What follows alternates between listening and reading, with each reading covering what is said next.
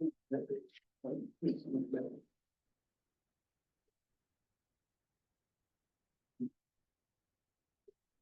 good evening. This is our monthly meeting. It's July 16th, City Council meeting, so welcome. We have a big agenda, so let's proceed with roll call. Mayor Ryland, Here. Councilman Pendergrass. Here. Councilman Phillips. Here. Councilman Richards. Here. Councilman Herb. Here. All right, next item is approval of our agenda. I have two quick items. One is under, room number, B, subdivision B, the Mayo Clinic service information. It's not an action item, it's just an update. Pamphlet that's in there for your reviewing. That's just. And the other item is under new business. This is number 8. Number 8 and E, action office closure on August 16th for Gold Rush. Half a day, and we just typically close the office on that Friday of Gold Rush. You're adding that as a B? And as an E, as Or a. E, you said.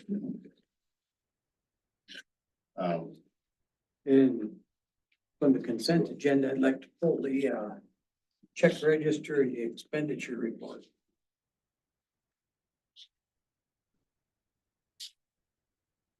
Revenue and expense report. Just pull that out. Hold to discuss or? Yeah, well, for discussion, And. My item is clarification. Under planning and zoning, we have the Hamilton as an update. And that was supposed to be a vote. And a recommendation from P and Z. That was put in there as an update only because we don't have proper timing, like I said in my initial email, proper timing to get everything together. The packets put together before the planning and zoning commission even meets.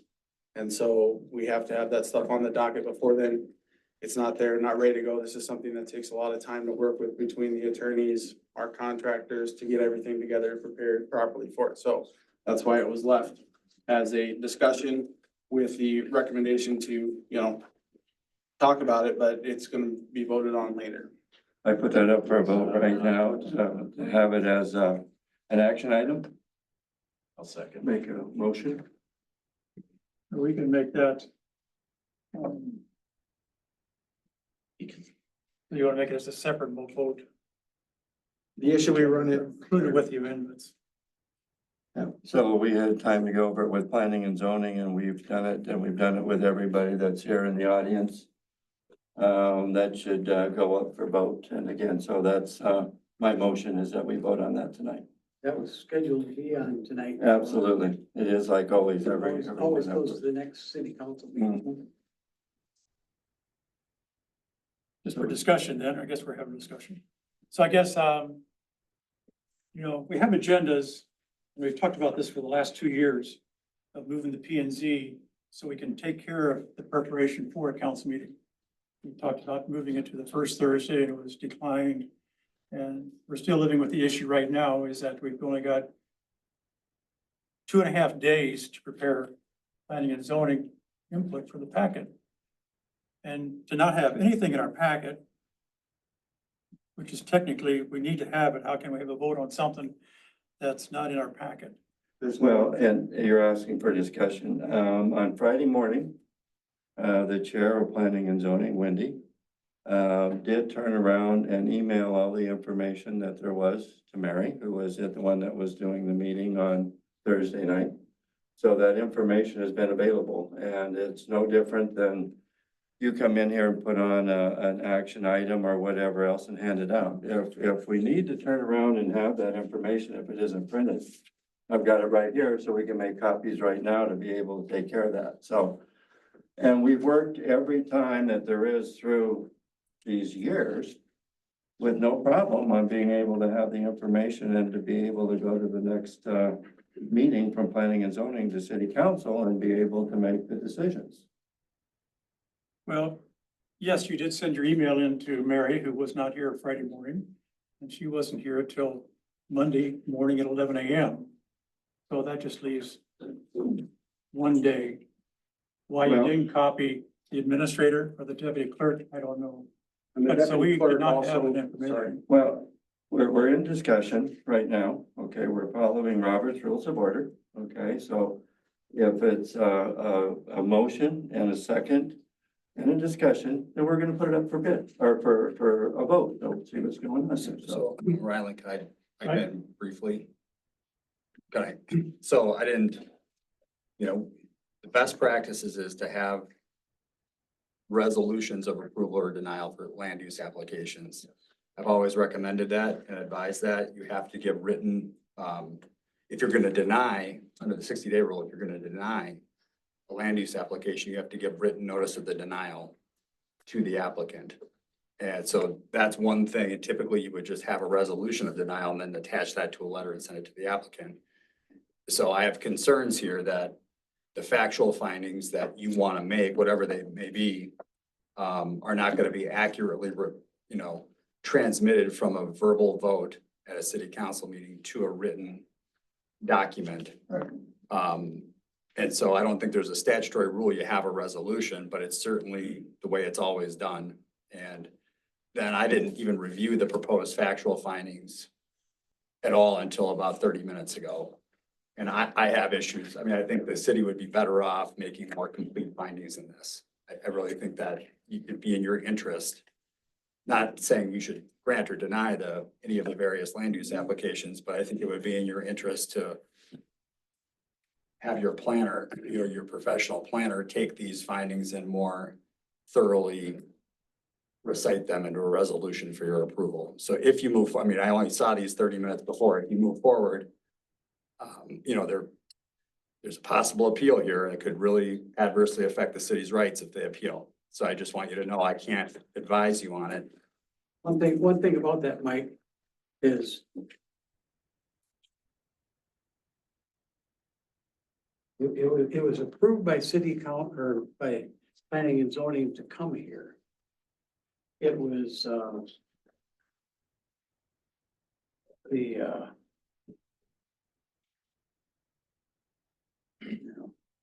When you say it, I mean, do you mean a recommendation? I mean, it came here as a recommendation from planning and zoning and the city planner. I've never seen the city planner set up one side of the resolution for an acceptance and not set up not accept a denial side of it for it to go either way. There was no denial papers written up by our city planner. They only brought forward the acceptance. Their recommendation to accept it. And so the planning and zoning is just making a recommendation. They can go against that recommendation perfectly fine. I don't have any problem with that. I just think it doesn't matter why you don't have findings. I don't think you ought to have them. I understand what you're saying, but I've never seen our city planner since November bring only one side of the argument to the table. I can't, right? Well, it's his recommendation. I mean, Well, I've seen it done both, in my career, I've seen that done both ways. I guess I can tell you that. I've seen it done where they recommend one side, but they'll have an alternative set of documents. But typically that would be at the decision maker stage, which is the city council. Which is here, which Not- we should be prepared for today. Well, it's a lot. I mean, they didn't even have this document on Friday. I mean, it's a lot to ask for them to turn that around and prepare. And the packet had already, I asked Jason, the packet had already went out Thursday morning. So, if you move forward, you're gonna have to move forward with the record of the proceedings. That's what an appellate court will look at. And there's this chance of appeal here.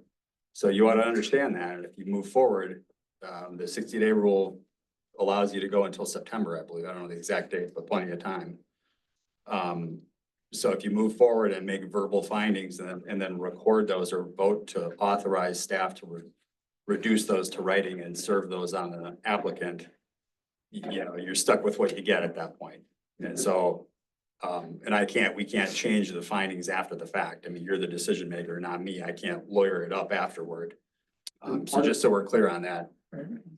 And part of his process there, Paul, is when he goes through, it will include the stuff that was presented at the P and Z meeting. He's just gotta have time to get all that documentation put together. It's a lot of stuff. We've never seen, as far as I know, in recent history, something like this coming through the city. So it's a lot of work to make sure that it's done right. Yeah. And I would, Approval or denial. It's gonna be up to you folks, but it's one of those that we wanna do it right on our end. Make sure we're prepared and ready to go. So that way, so is there any reason, got I mean, everything I crossed. guess, I'm confused. What's the reason why to bring this 4 days after the planning commission? Is there any great speed or reason why that's important? I'm not understanding it. Well, number one, you take a look at the audience that's out here. There's a lot of people that are very concerned about what's going on and have been turning around and attending both the planning and zoning and this. Right. And so everybody that's back there has heard the findings of facts. Everything went on at the planning and zoning meeting, so it's nothing that's being hidden that's around. Sure. Of all the times that we've been working with Stantec, never has it been a one-sided application that was given this time. There was never a time where they did not have the other findings of fact to do it. So it was, an error on their part. So we turned around and did the findings of fact. Like I said, I've got the findings of fact. That's everything that's here that was handed out, that everybody had at planning and zoning. So, So I'm just, my only concern is that, to my knowledge, the planner didn't have these before the meeting. the planner was supposed to be doing those. The planner did not do it. Stantec, we did not have those put in there. And may be that as it may, the reality is they weren't, we didn't have findings. We don't have findings in the city council packet. There might be- Like I said, they were done right away afterwards. They were sent in on Friday morning that there was right after the meeting. Okay, so, and again, not properly sent in. Again, we have a part-time staff person who's not here on Fridays. It was only sent to her. My deputy clerk reached out, did not receive any notification back from Wendy, the acting chair, on Friday. There was no notification until we got in on Monday, and Mary came in at 11, her normal start time, and then notified us that she had an email. But did you contact the chair? Did I? You knew that this was No. presented. I didn't contact chair. She contacted Okay. the chair on Friday. Okay, but you were at planning and zoning. I'm surprised, Jason, that you wouldn't have called if Okay, just- you didn't get it. I can talk, Ryland. So I'm gonna tell you, my issue with it is to the public, they came to this knowing that it was coming to planning and zoning. There was going to be a recommendation made, knowing that the following council meeting, there was going to be a vote, because that's That's the way it normally always the is. process of how Absolutely. things happen. And I feel like we're kind of pulling the scab off of a wound. Yeah. So I guess. And I understand, Mike, what you're saying too. I just want to make sure that when they appeal it and the developer sues you, that we can win. That's all I'm saying. And I'm not sure based on these findings that that's the case. Move forward if you So in the want. Stantec report, unless I misunderstand, I see findings of fact on page 14 of 17. but nothing for denial, only for approval. There's nothing in there for denial. So if you remember, 2 or 3 times, both last Thursday and also probably on June 13th, whenever Phil spoke, he said, these are my finding of fact, but of course, planning and zoning, you can always add to these findings, whatever you want to do. So he gave you the opportunity to add to those findings of facts. Well, those are all the positive side. We added to what there was for denial. There's nothing in there that has anything for denial on any of the stuff from Stantec. You can look at all that stuff. Nothing is for denial. It's only for approval.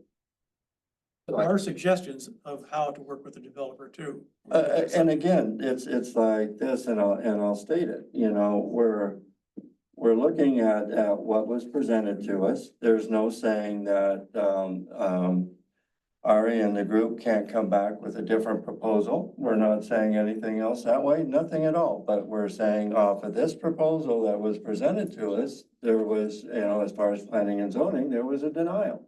A recommendation of denial. So I guess here's what the last thing I'll say about it, I'll let you guys do whatever at that point. I mean, you do whatever, anyway, but if you want some sort of statement from the city council that you're indicating to deny the applications, what some cities do is they hear the issue and discuss it, and then they make a vote to direct city staff to prepare, resolutions of denial. And so then the public would hear you vote to do that, and then we would bring the resolutions back. Question is, how long would it take to prepare that stuff? Have it Well, ready for. we just have a Could you special have- I think it's do a special meeting off of that then too, if that's what it is, and you just need to have this put in, let's call for a special meeting, but let's go ahead and go that direction. Yeah. And have a request for denial and then write it up for resolution. And the reason why, just so we're clear, then you haven't actually voted on their land use application yet. You're Right. gonna vote to kind of direct city staff to prepare the documents so that you can do that, and then we're gonna prepare findings that you will then review and adopt. And they'll include some of the findings that were prepared at planning commission, but I think we're missing some of the issues here that I think we need to be fully and thorough. I think we should, And that's where I'm coming from, is I wanna make sure we're dotting, our i's and crossing our t's and having all the documentation we need in order, ready to go. So we're squared away, so we don't have any issues down the road. yeah, and this is unlike any other, you're comparing it to what the city's always done. Well, I can never remember a 100-unit housing development where there's a future land use map amendment, a rezoning, a preliminary plat approval, and 2 variances all contemporaneously addressed. There's different legal standards and a lot going on here. And I just think it's more, this is worth spending more time on. It's not that indicating you're going to approve it or not, deny it, or whatever. But I think that's what I would say. So if you want to move forward, move forward. I'm advising you to at least have the final written findings, as part of the record of proceedings before you make the final vote. I see what you're saying. The planning and zoning, the public hearing started in June, and extended through now, so there's been plenty of time for those to review that stuff. That information. I guess, I to me, kind it of, sounds like it should be a special meeting. I as soon think it as should we be a can. special meeting, it comes up quick, but also another thing too, is the 60-day clause ends up on, July 20th. Okay, from when it was originally, that's what was put in there, that it had to be voted on by July 20th. We did not at planning and zoning turn around and ask for an extension to go to 120 days, even though that's there. So I want to make sure that there isn't a loophole that's in there, so if we're not for this and we vote the other way, that they can't turn around and say, okay, the 60 days are up, you didn't ask for an extension for 120. Guess what? They get their project and we're left with nothing in an empty bag. Right. And So that they sent the notices for the extension, so I'll let Will speak. I didn't do that, but have to do it. Yeah, well, Yeah, I I- haven't got anything in writing. Well, would you have? I have some information that's germane to this. I'm Will Hutchins. I'm with Stantec Consulting. I helped Bill with the staff memo and analysis for this. So there was an extension for an additional 60 days. It's allowed by state statute that was communicated in writing to the applicant, extending the deadline to September 18, 2024. The preliminary plat has a separate 120-day deadline per Minnesota statutes 462.358 sub 3B. That also will be up on September 18th. So you have several months here to carry this forward. By all means, we're taking the recommendation that we're hearing what you guys are saying, and we'll make sure that we're making sure that the city council resolution reflects the recommendation from the Planning and Zoning Commission. Okay, So so there's, shouldn't that extra 60 days, doesn't that have to go through council to approve that? Or was that made just by one person?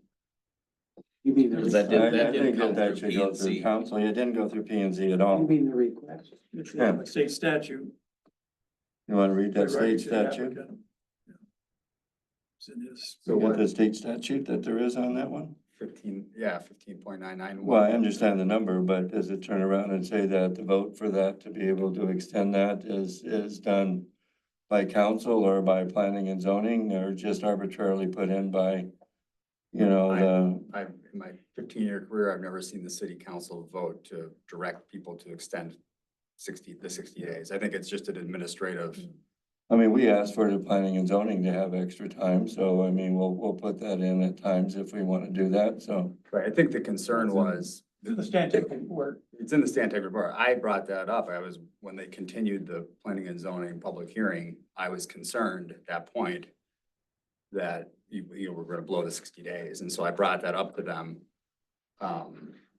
And suggested they extend it or that they make sure we have the dates right. Like you were saying, you don't want to miss the date and then it's approved Yeah, and I mean, automatically. again, you know, you didn't think we were gonna be able to get through that, okay? We did get through that, and we went through every single thing that there was. So planning and zoning did do what they were supposed to do on a timely basis. I'm not saying that that's not the case, but and when you extend the 60 days, typically it's done by the city staff to make sure that we don't blow the deadline. Doesn't mean you're gonna take 119 days.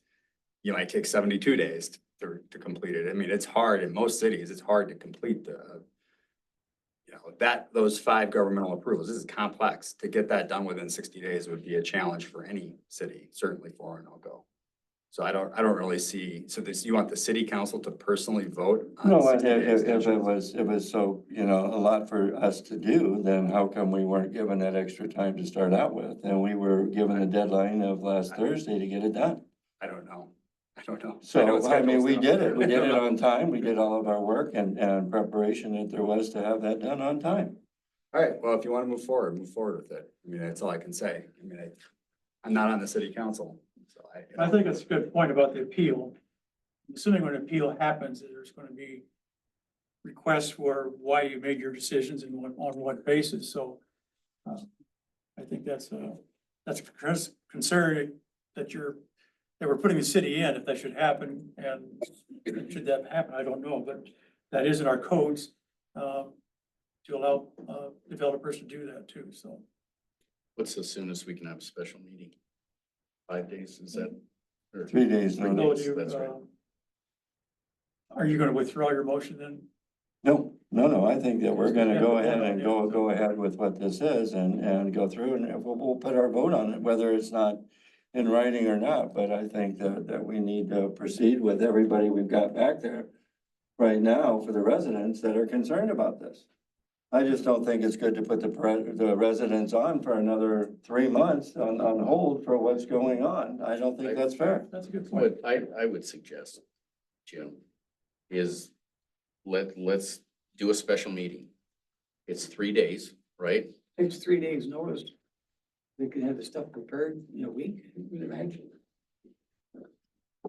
You have a week from today. To mitigate risk.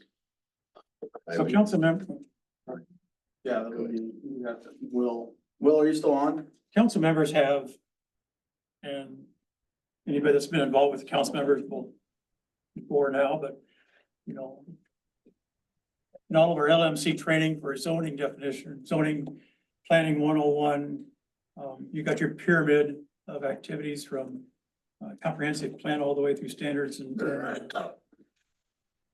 ordinances and to the final vote, and depending on the level of Minnesota statutes that make up that process. Emotions play, yes, there's a lot of emotions, there's a lot of passion. There's passion out there, there's passion here. We allow emotions to make and not follow ordinances and what we're talking about here, the process, the appeal process of what can happen. Emotions are important, but they're not how the city should make their decision. We've got ordinances and variances to follow. Absolutely, and that's what we did. So just If like you're gonna do a special not having meeting, anything in our packet, talk about. How can we vote on something that we have nothing in our packet? I believe that all the council people were here at that meeting for planning and zoning last Thursday. Sure. And we have, Everybody we heard, weren't allowed to speak either. and, right, but they heard everything that there was to go along with it. The rest is documentation and, you know, I've seen you bring in things and, you know, you hand them out just before the meeting and you make adjustments to the agenda and you hand out what it is and we have to deal with it as it goes through that way. And so it could be that same thing today. I understand your point, Mike, on what you're trying to say with the rest of it. So what I would, on an amendment to my proposal, okay, is to turn around and do a vote tonight, not have it put in writing. Okay, so at least we have that part of it done tonight, which is only fair for the residents that there are of the community. Well, okay, so when you make a final vote, you'd say make the final decision tonight? Well, you said we could make it, but it's also No. turns around and it has to be put in writing and then to vote on it again at that time, so. I would not phrase it that way. I would say if you're gonna take that advice, you should ask Will how long they need to prepare 5 separate resolutions. If a week is enough or whatever, pick a date for a special meeting and direct. I mean, assuming the council wants to vote to deny it, I mean, you haven't even really deliberated on it yet. And the council's the decision maker, not the planning commission, but assuming you want to deny, just direct city staff to prepare documents to bring back at whatever date. And so you wouldn't make a vote. If you make a vote to deny it, that's the end of it. You can't then make the findings after the fact. So then you're done. So, you know, at whatever point you make the final vote, you'll be done. If you do it tonight, there is no more findings, then the record of the proceeding is closed and we'll have to make a written notice to the applicant that it was denied. So does the city planner write all of our resolutions? Well, Here's the so, question, you're saying the city planner's gonna write that resolution. We have one in here tonight about something else, so. I don't know who wrote Well, it, I think I have no idea. is it a planning? I mean, I think, No, it's a resolution. well, they do them related to zoning issues, I think, Yeah, right? when it comes to the, Correct. we have them write them. And Will, how long will it take your office to get those done up? Yeah, that's a great question, Jason. Thank you. And City Councilman, I can't really speak to that.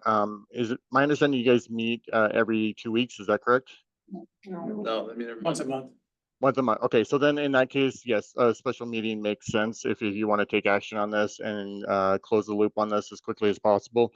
I would say at least a week at a minimum. I can't speak for Phil, but I know what my workload looks like, so I can certainly help with that. Wouldn't be too terrible to lift, but as your city attorneys mentioned, we'd want to make sure that we're looking at those findings of fact very closely, make sure that what's on paper matches what was orally spoken and said at that meeting. So there wasn't any changes or any differences between what's rated on paper, and then just make sure that there's a legal standing for those findings of fact to be justifiable.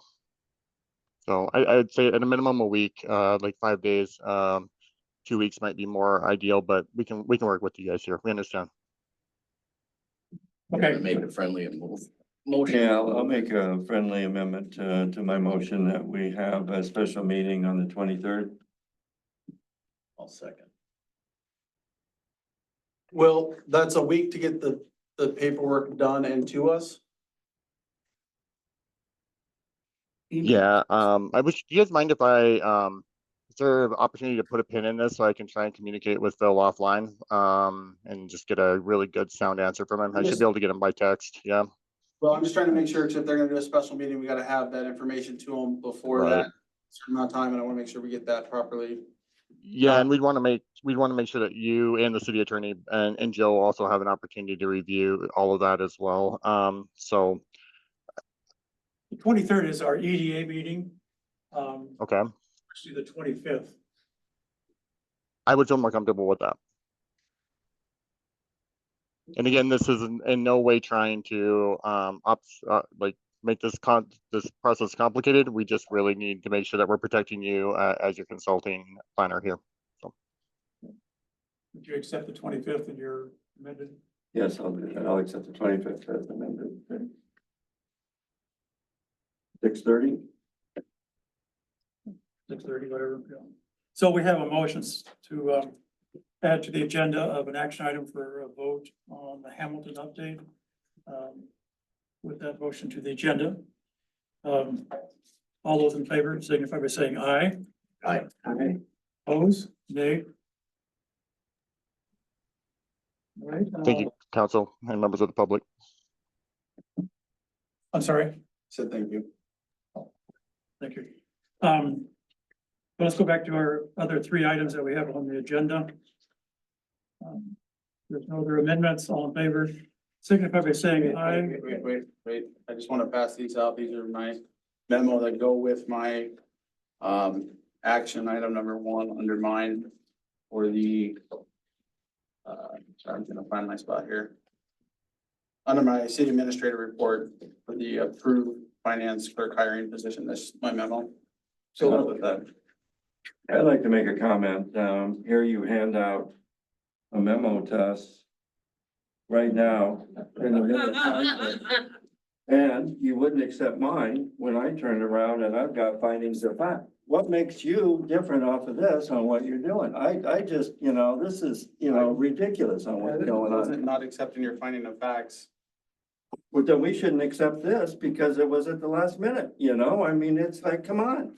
It just goes to speak with what's in my memo. Or in my nothing my bad. update. But it doesn't give us time to turn around and review it, does it? It's now 7 o'clock and you give us this documentation that there is for a decision tonight. that's. That's because I'm going to speak through it and discuss what happened with the hiring process and my recommendation. I kept saying, I made the same thing, Jason, and mine was not accepted, so I don't think yours should be accepted either. All in favor of the amended agenda, signify by saying aye. Aye, oppose? Nay. Nay. You too? You I just said aye. said aye? I do too. Okay. That's, agenda's approved. So, next item is our public forum. For those that haven't had the chance to fill out a form, it's on the podium. Please help yourself, and I'll just read them off and then go in order. So, Who wants Public to forum? speak if you're making a special meeting about the whole thing that most of us are here to speak about? that's the council's decision, or will be discussed. No, it has been discussed and would approve for September or July the 25th. But like, some of the people who are speaking, who are listed down to speak, might want to be talking about that. So would you like us to still speak at this meeting and that meeting, or reserve our comments for that meeting? Special meetings do not allow public forum. So if you're going to speak, this would be the evening to do it, so. Thank you. Okay, the city council welcomes and encourages participation from community members. Please keep in mind that your comments must be pertinent to city business and must adhere to data privacy rules. No employees' names may be used. Please do not expect action from the council this evening regarding your concerns. To address the city council during public forum, please step up to the podium, state your name and address, and fill out the form provided. Speakers will be recognized only once. You will be timed. Beginning speaking with the green card is raised by Renee. The yellow card indicates you have 30 seconds left, and the red card indicates you have reached your 3-minute time limit and must stop. So with that, Amy Nelson, would you come forward?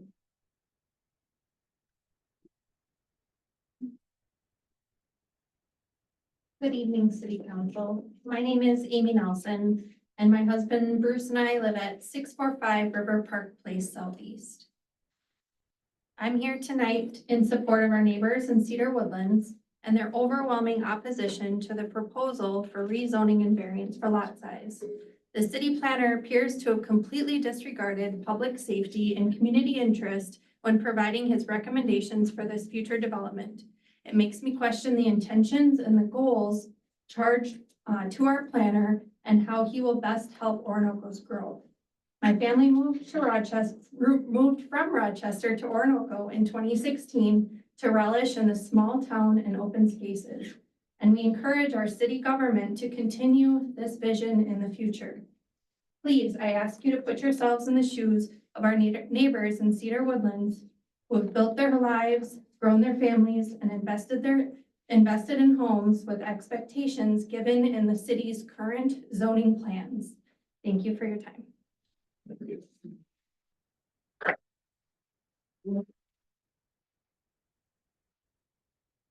I'd like to advise the audience if the clapping is not really, it's a public forum. We're asking for residents to share their comments, both pro and con. So I appreciate the applause does not really, in my opinion, fit into that category of being necessary. So if you want to wave your hands, that's fine, but I appreciate it if there was no clapping. Thank you. Bill Twington, Amendment on that one.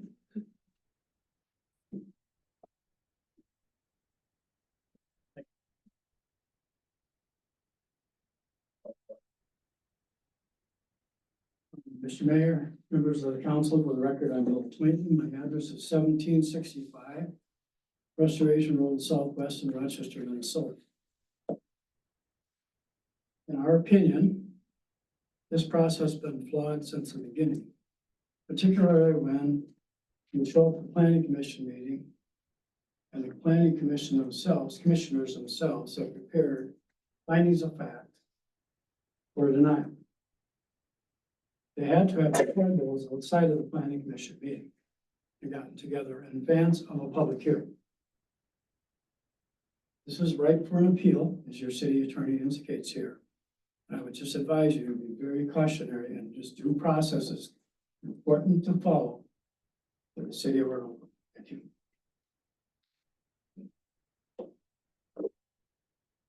Ari, Ellis,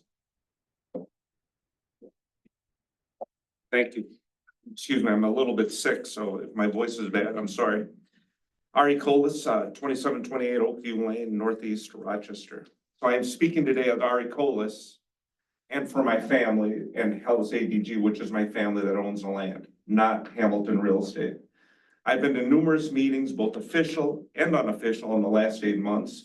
The last few meetings, we have been disparaged, misrepresented, and downright insulted. I have sat here listening and been more than patient and understanding.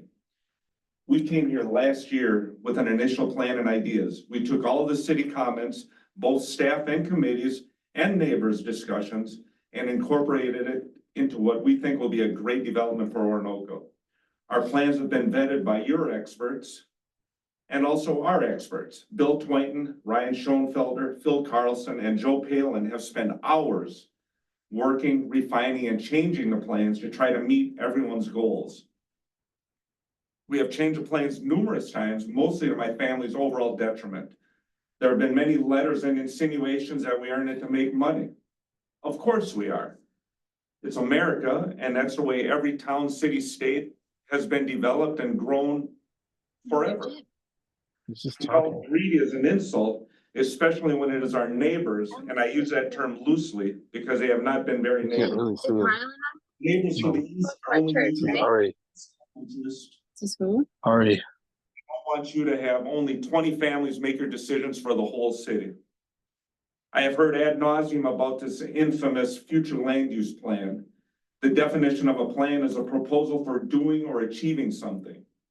Plans are meant to change and be adapted. There are no absolutes in life. Gray is where we all live every day. We are moving this supposed marginal line of R2 by a mere 400 feet from your future land use plan, the length of a football field. And this horrific R2 line is still over a quarter mile from the Cedarwood Oasis. There were a few people who said we need more time to study and think the process through. We have been in front of this body and virtually every other Orinoco group for over 8 months. Our plans have changed over time. What changes we made were to create more single-family lots and remove medium-density units, all after listening to comments from the city, committees, and the neighbors. We came and showed everyone what we were planning, and all your committees gave us tacit approvals and encouragement to keep progressing. Now you let a few loud people make your decisions. At last week's P&Z meeting, Phil Carlson, your expert, and Bill Twinton, our expert, both came to the same conclusions.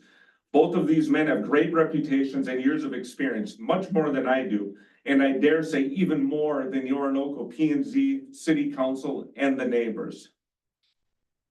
We all hire and overpay our consultants because we need their expertise, overall experience, and calm, detached demeanor. We need to trust them as we trust other experts in our fields.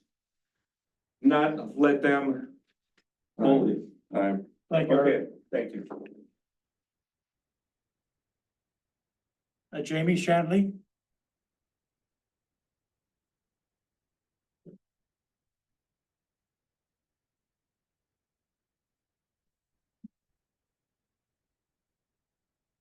I'm Jamie Shandley, 8365 Maple Valley Road, Southeast Rochester, Minnesota. I'm gonna try and go through my comments within your limit. Mayor and council members, I'm here tonight representing Hamilton Real Estate. I'm the president of the company. I've been with them for 35 years. Hamilton Real Estate has done a myriad of developments of all kinds throughout southeastern Minnesota. We pride ourselves on working with the communities that we build in and finding a project that will work for not only the community, but that we can be proud of. We have numbers of examples of those projects throughout the area. This project was conceived in early 2023, and we've had, as Ari represented, numerous meetings with the city of Orinoco. We've made a lot of adjustments over time, and, you know, when we finally felt, when we came to a P and Z meeting in April and didn't get many comments, that we had made enough changes that it was reasonable to move forward. We asked our engineers to do that. They submitted plans to be heard at the May Planning and Zoning meeting after review by Stantec. They wanted additional information, which we turned around and provided quickly with the understanding that it would be heard on at the June meeting. To our surprise, and we heard only the day of that meeting, it was opened on the May meeting, and without any presentation by Stantec or our engineers, was open to public comment. Because of no preparation or information given to the people making comments, many misrepresentations were made. Only part of, you know, what seems to be an unfair way of proceeding in this. I'm going to move on time-wise just to represent my personal interests here. I was a resident of Orinoco for 17 years. My son was born in Orinoco and lived here all his life. He was a volunteer in the Orinoco Fire Department and a first responder.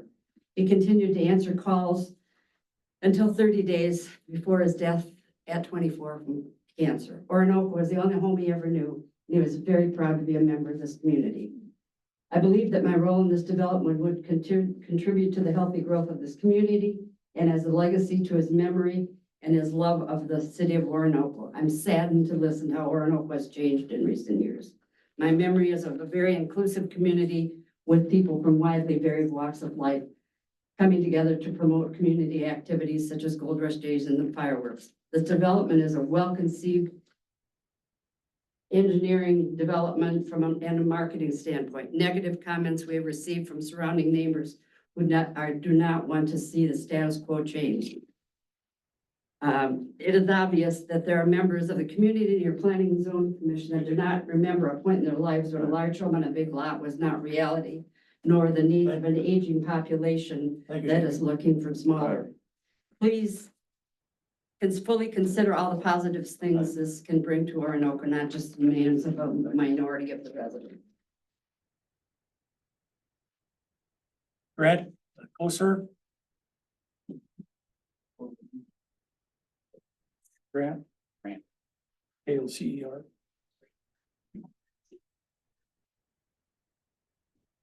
Good evening, Grant Coach at 1240 Cedar Drive Southeast. So I had some different topics to cover, but I'm actually going to shift course here a little bit. So I'm up here speaking tonight to raise concerns regarding comments that have been made throughout the course of the Cedar Woodlands rezoning process that seem kind of contradictory or misleading. Grant, would you please just grab the microphone? Yes, sir. Thank you. For instance, the comments have been made a few times. Well, you know, the area you live in used to be farmland at one time too. If that's what your takeaway is from the points that we've all been making, then you haven't been paying attention yet. There's not one family in Cedar Woodlands that opposes this land being developed because we all knew it would happen. We were just asking that that land be developed as it was intended when we all did our research and making the investments that we did here. The same point was also shared with Hamilton by our neighborhood group that they just referenced back in December, to the point that we even said, if you stick to the plan as intended, you can start tomorrow. You have our blessing. Additionally, comments have also been made that there is only matters to us because it's in our backyards or our front yards in this case. But again, those comments become irrelevant when you look at the participation and support this has garnered from the waves of Orinoco residents and taxpayers. Whether you're aware or not, the attendance of these meetings in person or on Zoom has not just been Cedar Woodlands, the direct neighbors this impacts, but also River Park, as well as numerous neighborhoods across from Highway 52. Because when everyone realizes that what happens with this decision will set the precedence for similar decisions going forward in the city.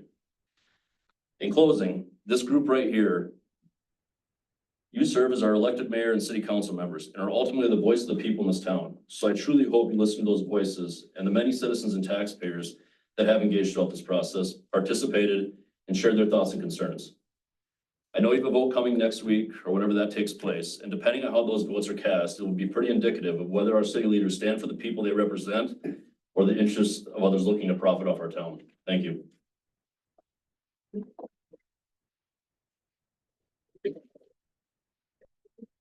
We're getting closer.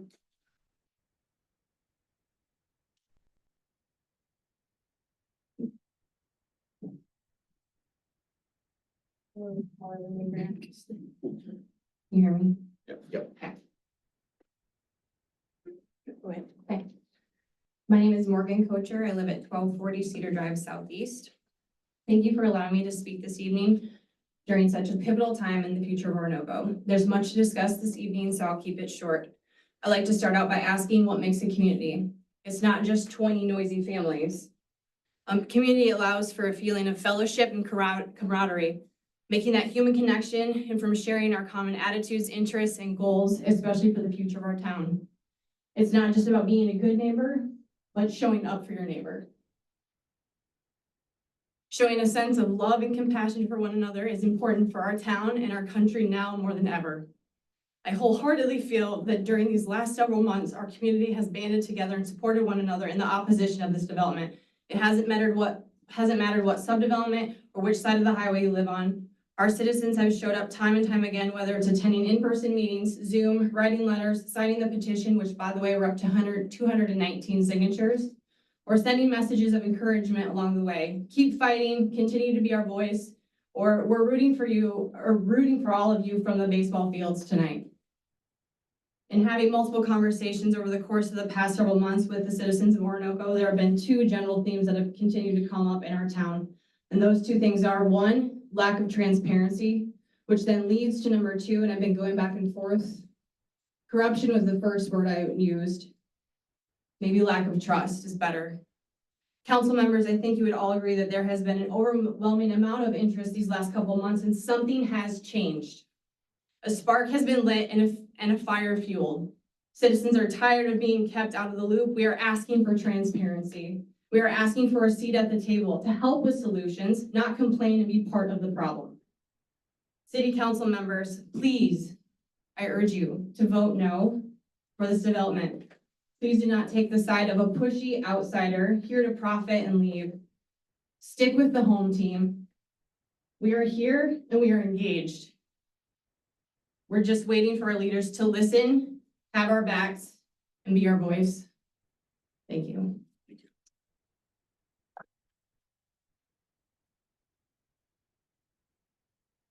White Bird Singers.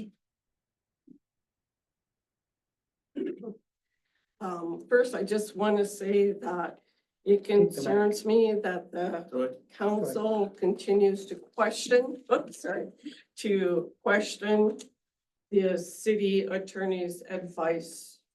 It's just something I noted tonight. I understand the reasoning behind planning and zoning denying the Hamilton development plan. And I also understand the concerns expressed by the landowners, the existing landowners, adjoining landowners. The city needs to discuss the future land use plan, the comprehensive plan, and the planning and zoning codes. As a past member of planning and zoning and on the city council and as mayor during the late 1900s. I'm old, but not that much. The 1990s and early 2000s. I saw how the Orinoco City Council was split on the need for water and sewer. The 2006 future land use plan and the 2006 comprehensive plan reflects that. It was prudent at that time that the city plans were conservative, so an agreement could be reached and passed. While those plans are guides for the city, It is important to note the political climate in which they were written. Now the city has, excuse me, municipal services, water and sewer available, and both plans should be updated, reflecting the achievement of water and sewer. Zoning code should be updated, especially the 20,000 minimum lot size, allowing for smaller lots, but perhaps not as small as other cities have. A gradual transition between larger lots, smaller lots, limited numbers of townhomes and fourplexes should be investigated. With that being said, I have concerns that the city is not preparing for the upcoming future development of lands in terms of affordable housing. Affordable housing is justified for the elderly who live in Orinoco at this time, are looking at downsizing in their no areas. It's also justified for the young family who wants to come to Orinoco that cannot afford large lot developments. Thank you, and I hope that the city looks at future development and a fresh idea. Thank you, Julie. Paul Genetto.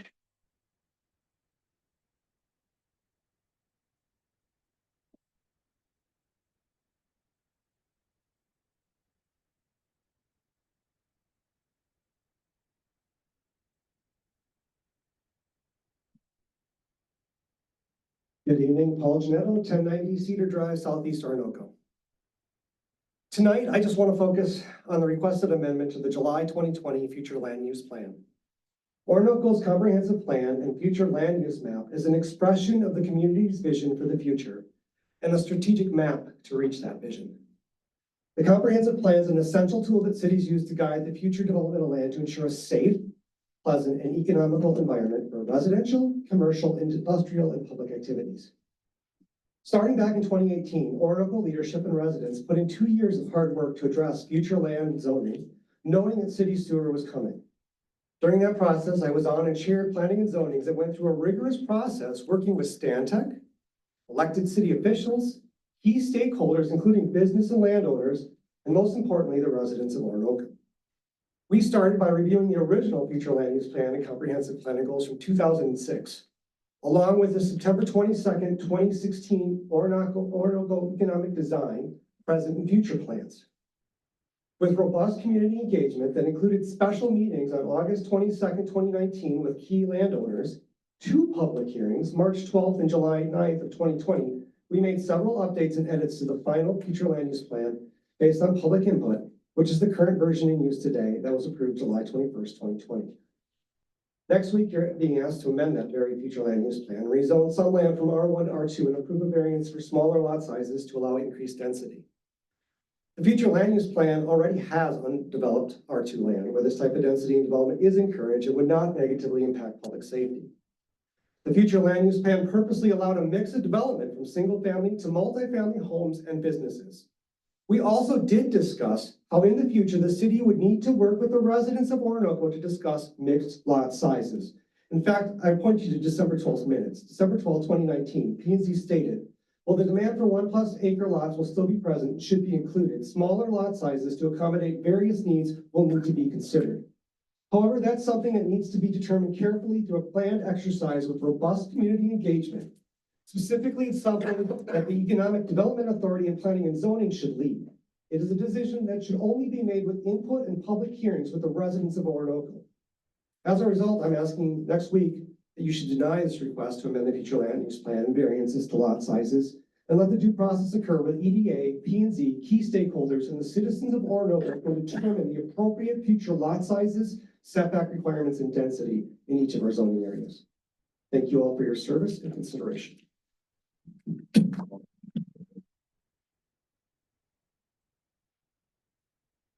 Brian Button.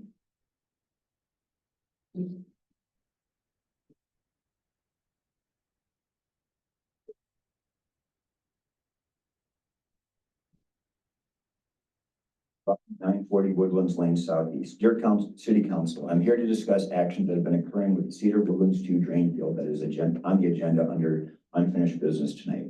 We're concerned as why we must turn over our drain field land based on the original developer's agreement when Cedar Woodlands 1 was told by the city attorney that they did not have to turn their drain field outlet over since it was no longer valid. Both developments had developers who signed over the land of the HOAs and are no longer in existence, nor have any responsibility for the development, and both HOAs own the outlots their septic systems housed. Our belief is based on the city council meeting minutes and discussion from April 19, 2022, city attorney's statement that the HOA was formed and no longer is responsible for the developer's original agreement, and thus the city told the city to terminate this agreement and give the rights to this land to the Cedar Woodlands 1, which alleviated them from having to turn it over to the city upon sewer hookup. The mayor motioned approved, and it was seconded by the council. All the council voted in favor, 5-0. This is the same we are requesting to happen for us. Over the last several months, the OHOA has made updates to the HOA covenants, removing this requirement to transition this over this land as well. The city stated in a city water sewer update emailed in early 2024 that they would begin meeting with HOAs to discuss their drain field lands and transfers that may be taking place. There was no communication, nor any meeting set up for this from the city planner, city lawyer, or any other companies or individuals hired by the city then, nor till the date that our attorney reached out to the city attorney. In a letter dated June 21st, the city attorney informed our lawyer that we had 30 days to transfer or the legal action will be taken. Based on city's attorney's response, the city is requesting that we transfer the land over due to a developer agreement. We were unaware of the development until the discussion between lawyers occurred in mid-June. The HOA would question what the difference is between what occurred back in 2022, where Cedar Woodlands 1 was able to retain their septic field. The only difference we can find at this point is that our developer filed the development agreement with the county versus Cedar Woodlands 1 developer did not adhere to it. According to the city attorney opinion, in 2022 at the council meeting, we believe it is inconsistent with a very similar situation that was granted to Cedar Woodlands 1. Our understanding that is we have till July 22nd to transfer the deed. Additionally, we have paid taxes, paid insurance, bought supplies that have been taken during the decommission process, fence posts and other things, and maintained the property for 10 years. We feel that we should have the same opportunity that Cedar Woodlands 1 had to retain their drain field property. We'd like to ask the city to, 1, extend the deadline requested to transfer the deed until further discussion is had between both parties, the city of Orinoco and Cedar Woodlands 2. 2, come to a mutual agreement with the city should be established, equitable and consistent with occurred with the Cedar Woodlands 1. Thank you.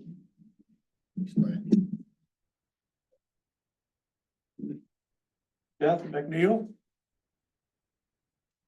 Last name Brown.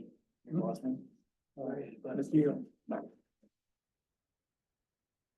Mayor and council members, my name is Beth McNeil and I reside with my husband at 725 Timberline Drive Southeast. At the planning and zoning meeting in June, I spoke out about the lack of communication regarding the request for rezoning and the lack of information on the public hearing notice.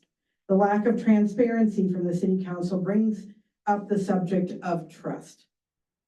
Unless I was on Facebook, I wouldn't have known what was going on. This is not what I or others expect from our city council. I was told later that the Planning and Zoning Committee was not even aware of the Dollar General Store and Glenn's Motor Coach. Isn't that part of planning for the city of Orinoco? After attending the last 2 planning and zoning meetings, my eyes were opened about what was being requested by the developer. The change to current land use plan would bring heavy traffic to both Timberline and Second, which on a good day are not in great shape. Second has even been worked on, and we still have a problem with flooding of the roadway.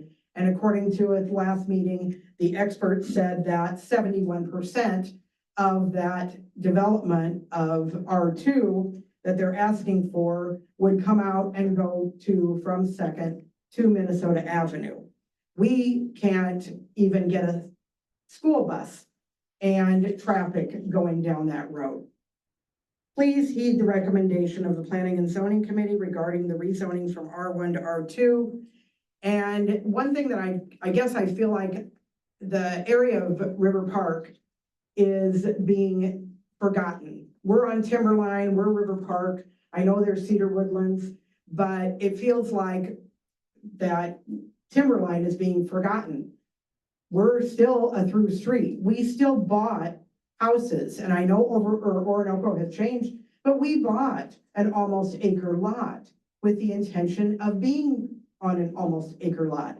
Now you're telling us that you're going to want to put in fourplexes and duplexes, and that it's all down by us, all down by Timberline, behind Timberline and onto Second. Doesn't seem really fair. I kind of feel like you just sent it all down that way to try to appease other people. I am in support of Cedar Woodlands. I don't want major change. I don't have a problem with adding more people to Orinoco and supporting the sewer system, but it is not what we need off of Second. Thank you.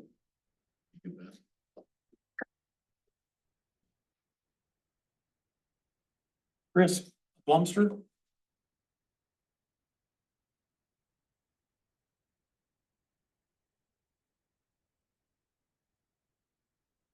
My name's Chris Wimster. I live at 753 River Park, and I'm just here, I guess, to stand in unity with my fellow citizens of Orinoco. I think it's zoned R2, and it was zoned that way for many years after people already did due diligence and their research on what property they were buying. Now, for the city to offer a variance to switch it to R1 is kind of short-sighted in my mind, because these people did their due diligence, and the city plan, to me, is the word of a person. Now, if you change that now, you're going against the word of that person. You're saying, we don't care what it was before, we're gonna switch it now. Now, I don't disagree with what Morgan and they brought up, that we're not opposed to growth to Orinoco, just do it the correct way, develop it R2. The other part is, this city won't do a variance for anything. There's two people in my neighborhood area that wanted a U-shaped driveway. They wouldn't allow for a variance for that. So how are we possibly going to allow a variance for this? And that's all.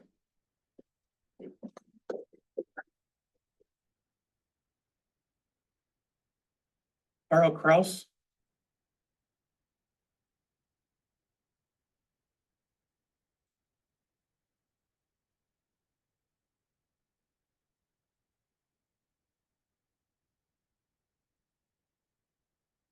I'm done. I won't get nobody to applaud it for me, but I'm in favor of the Hamilton project. You know, I lived here all my life. I'm 70 years old. I guess I would have just as soon seen our town stay little, had wells, had septics, you know, but everybody invaded our town. So now we got a big town. We're gonna need a new city hall here. We've outgrew it. We need a new maintenance shop. We've outgrew it. We need tax help. We need revenue to pay for all this. And I think it's an awful good plan.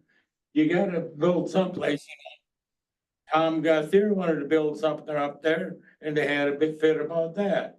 I mean, then people across the highway over at River Woodland Court, you know, they stuffed 19 houses in one little area.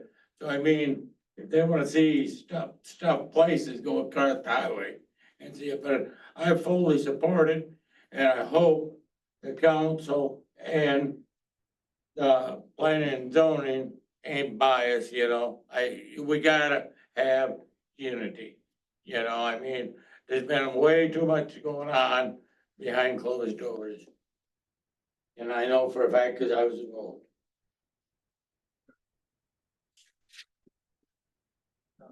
Kyra Yeski.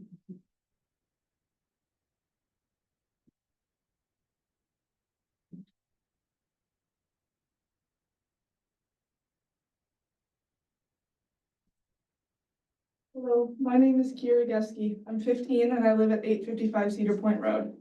I'm speaking about the request for changes to the land use plan, rezoning and other variances in the Cedar Crest Point area. I would like to start by saying that I enjoy taking walks with my sisters and dogs. As of right now, we are able to do that without many worries. That is one of the reasons we moved here from a larger populated neighborhood. If duplexes and houses are built right on top of each other instead of how it's supposed to be zoned, then the amount of traffic would go up exponentially. Another concern about this is that it was stated that each building would only have one garage stall. If there are families that would be living there, many of them would have multiple cars, meaning that the only place that they would be able to park their cars would be in the street. This is a concern because it would make the streets even more packed. Without sidewalks, this would be dangerous for us and our families. I would like to note that I am starting to learn to drive.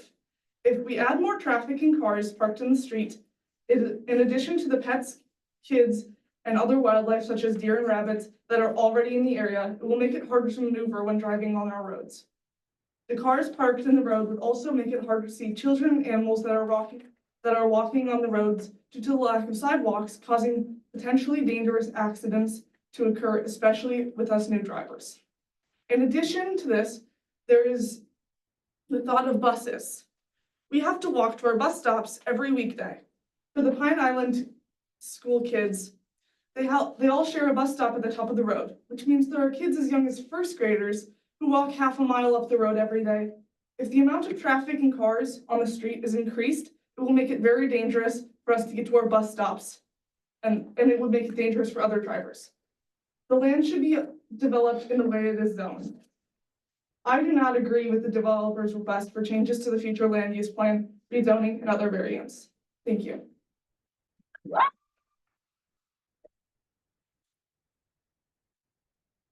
Rebecca Charles?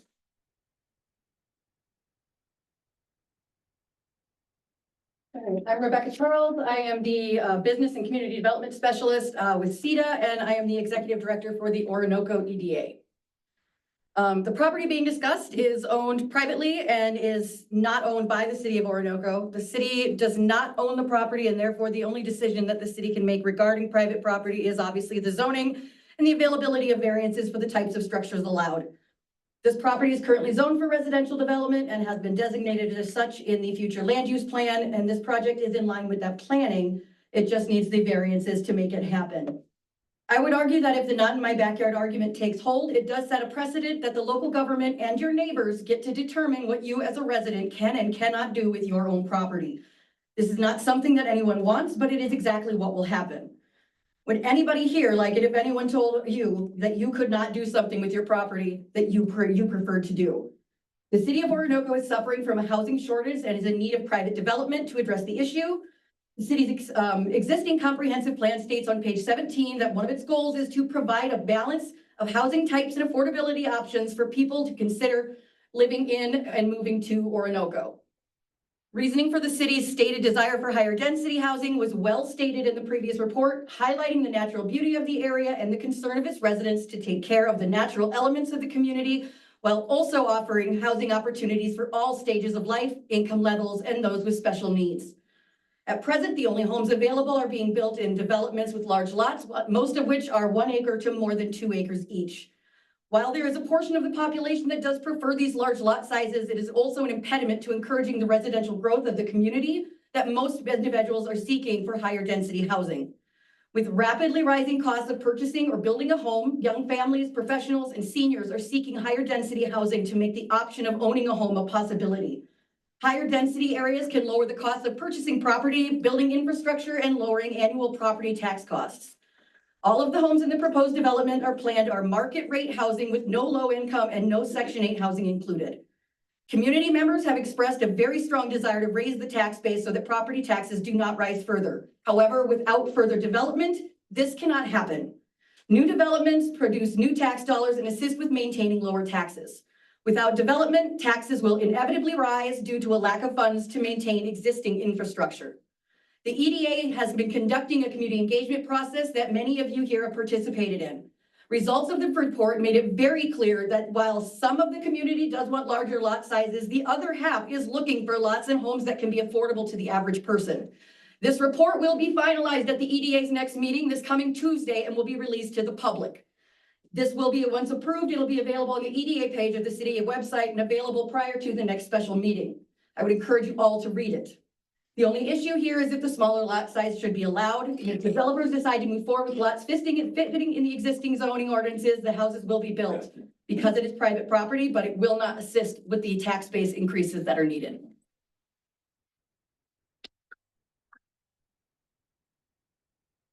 Is there anybody else that would like to speak public forum? If so, please come up and just sign a paper. Do you have anybody online?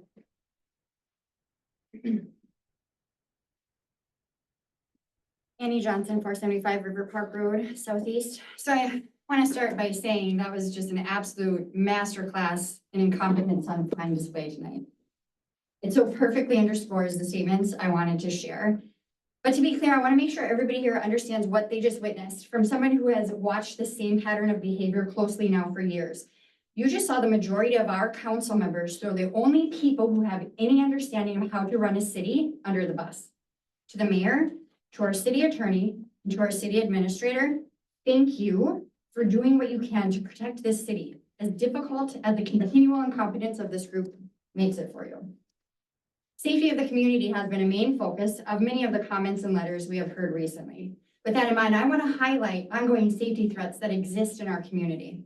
Right now, our community is not safe because we have a city council that continually ignores the legal recommendations of our city attorney. What you saw tonight is just part of the pattern. This March, the council voted to close a meeting to which our city attorney gave very strong legal advice against. At that time, our city attorney said, quote, "You're going against my advice."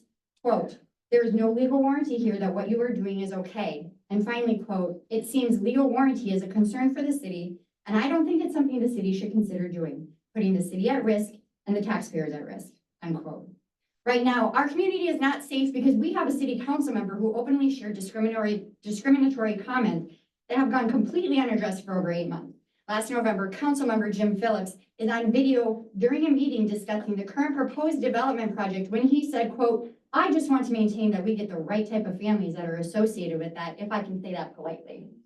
I know for a fact this sentiment and its broad acceptance through continued silence has made members of this community very aware they are not safe here with the current city leadership. Right now, our community is not safe because we have city council members, with the exception of the mayor, breaking the law by holding secret meetings to decide how votes will fall during city council meetings. This behavior by the council is illegal and is not without consequence. Our first ever city administrator, Sunny, lost her job, and our community lost her very capable leadership during the most consequential time in our city due to this illegal behavior. Once again, putting all of us at risk. And now tonight, you all witnessed the disparaging actions by a council member toward our new city administrator. In the end, the truth is this: anything you care about here tonight is being presented and decided upon by a wholly unserious council with complete disregard for the law and for the safety of our community. A council more interested in winning a popularity contest rather than being serious leaders. A council, by the way, that is made up of only 2 people who were originally elected to their seats, while the other 4 came to or are currently occupying their seats through appointment, not being duly elected by the community. If safety really is a top priority for this community, we must all remember this room voting in November. We deserve so much better representation than what we've all seen tonight.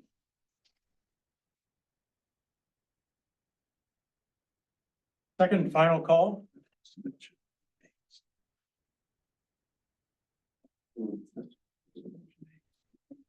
Anybody online?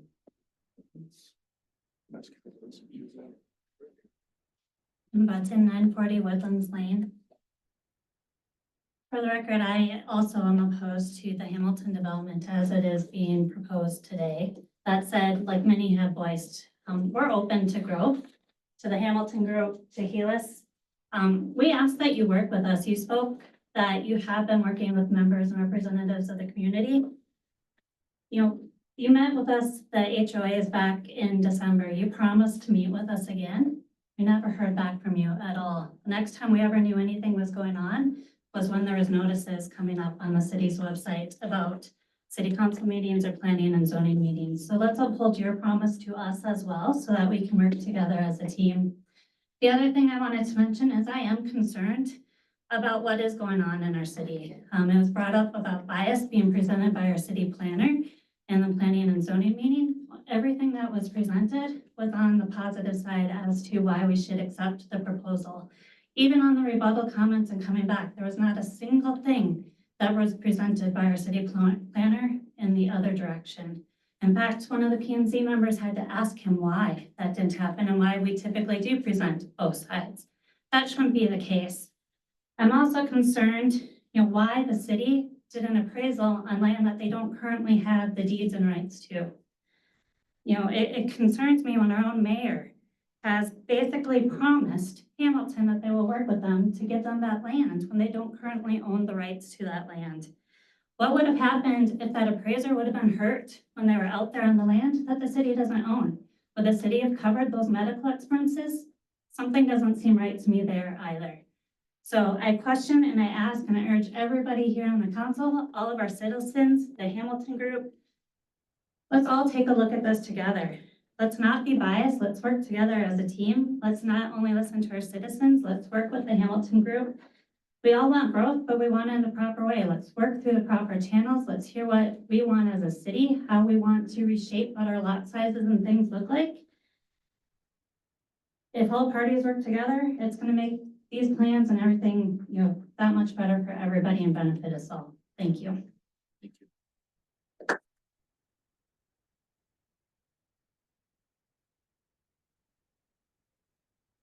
Third and final call. Is there anybody online? I'm sorry. Do we have anybody online that would like to speak? Public forum? Please unmute your phone and share your comments with us.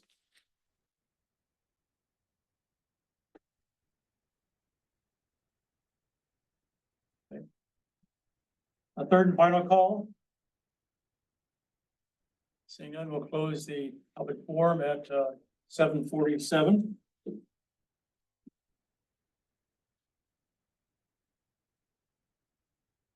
All right.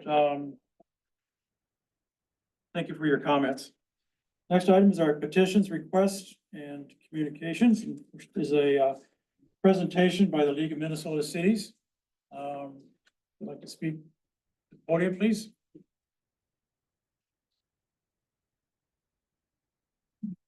Excuse me. Thank you, Mr. Mayor, council members. Appreciate the chance to be here tonight. My name is Dan Greenswag. I am the administrator of the League of Minnesota Cities Insurance Trust. LMCIT, as we call it, is a sister organization to the League of Minnesota Cities. Between us, we provide information, research services, legislative support. And then on the trust side, we provide your insurance. We provide property and liability and workers' compensation insurance to most of the cities in the state, including Orinoco. So again, I really appreciate the opportunity to be here. One of the reasons we wanted to come is we understand there are a number of new people on the council. And so we wanted to talk about some of the services that we have available for all of you as elected officials and members of our organization. And I want to be really clear about something. We're a voluntary organization. We're not a regulatory agency. We're not here to tell you what policies are right for the city of Orinoco.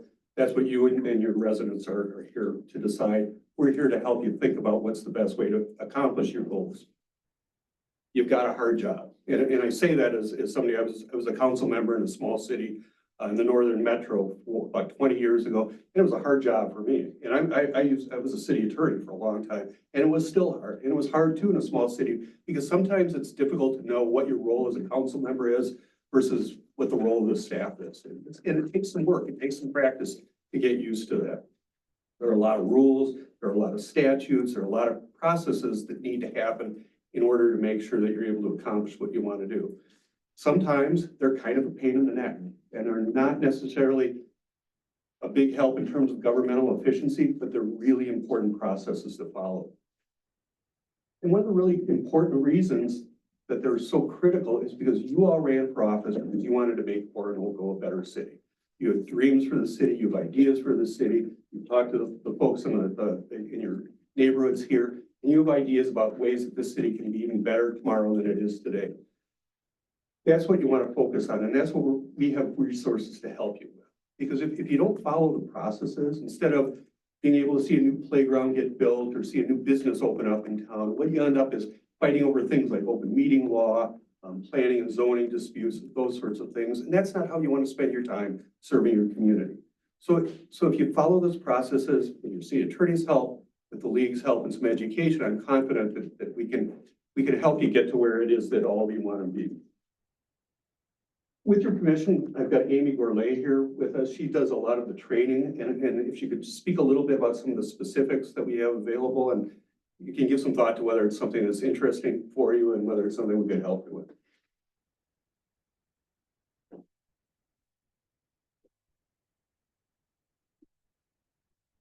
Mayor, council members, my name is Amy Gourlay. My title is Collaboration Services Manager for the League of Minnesota Cities Insurance Trust. What that means is my job to help cities, when councils agree to do so, to try to work through processes, to make clarifications, and to build a better sense of team. Not my job to tell you what's right and wrong, not our job to tell you what your community should do.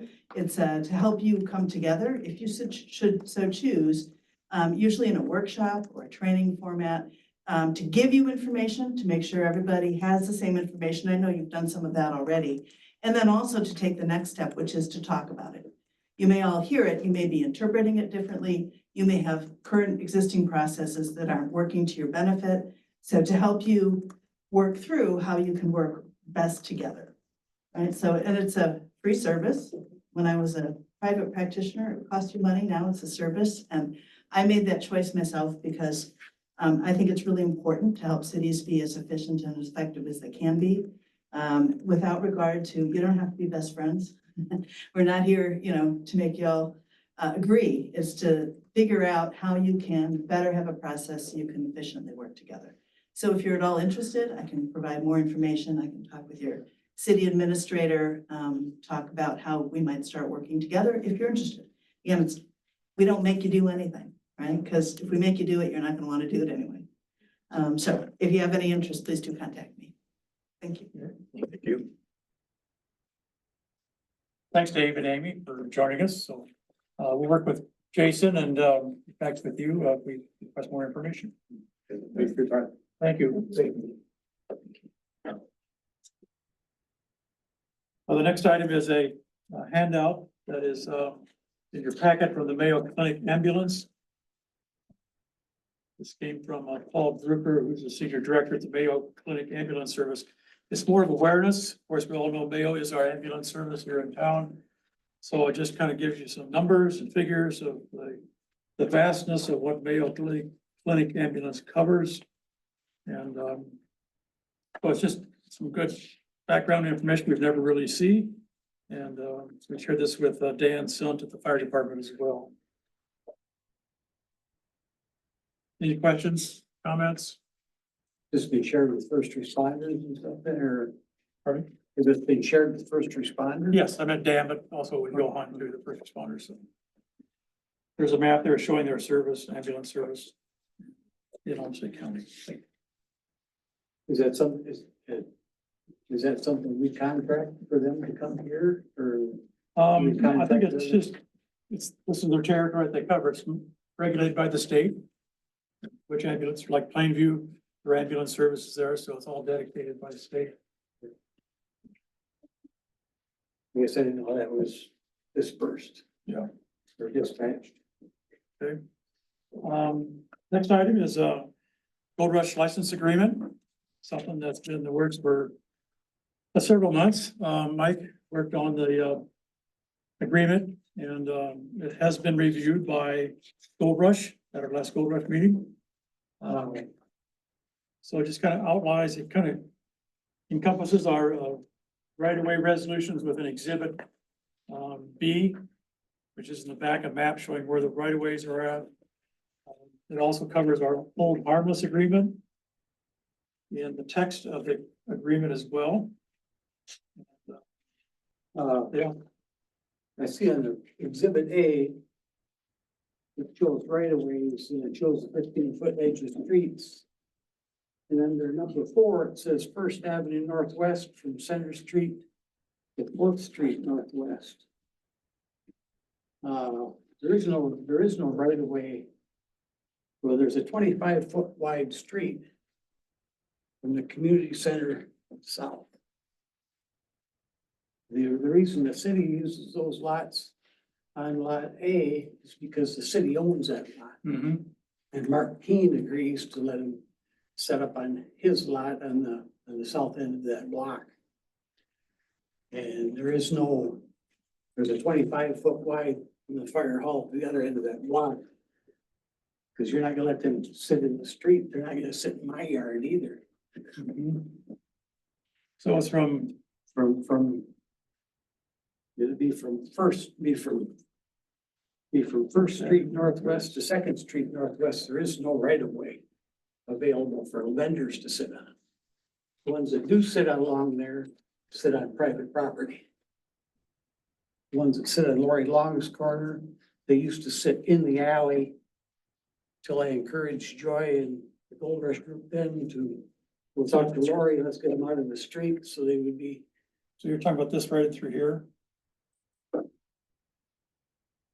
First Avenue itself is a long street from West Center. Right. Fourth Street. Well, I'm talking about right outside the door here, straight south across the fire hall, 1 block. On the south side, we don't do either where side of that either, the next block down. What's the, Basically, you're the B talking, lot across from across from your residence, where the slope is at, is that what we were talking about? right, but it's showing the full lot of the block of the fire hall at 15 feet around. Oh, I see what you're saying. I see what you're saying. And there's nothing on the west side of that block that the city has right of way. So if you would eliminate this red line here and this red line here, See where you're at there. Make sure we're on the same block here. yeah. Lines here, This line. Here. And this line here. This line, there isn't, this would be on top of the hill. Cause this is the driveway going in. sure, okay, So this would be up on top of that hill. There is no, right, okay, so it's this and this. so those don't exist. The only reason this one exists Mhm. is because the city owns this lot. Mhm. Mark Keene agrees to let you use that, and Right. that's what it's been for 15 years, so. So you're talking 1,000 block of First Avenue Northwest, the east and west sides of the road, 1,000 block. Talking eliminating these two. Yep, so in the 1,000 block of First Avenue Northwest, this here, Right. the east and west sides of the road, that section needs to be removed. Okay. You might, and I believe this is on private property too. This is only 25 foot from there. They used to be an alley. It was converted to a street number somewhere in the back. Yes, yeah. We can make those changes. Any other comments? Did you guys understand all that? Yes. Just for clarification, it's just, I got that. this one here and this one here. Okay.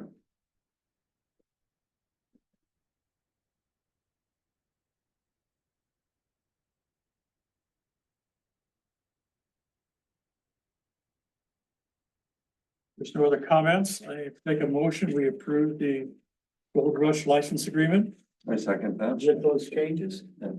with those changes, yes, of course. I second that. Any other comments? Seeing none, all in favor, signify by saying aye. Aye. Opposed? And we should also, there's a special gathering permit that should be approved also, so I make a motion, we approve the special here? gathering permit application. It's right behind the license. Was that part of the license agreement?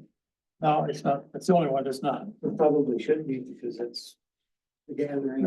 It might change year to year, all the different categories, so. Is there a second? I'll second it.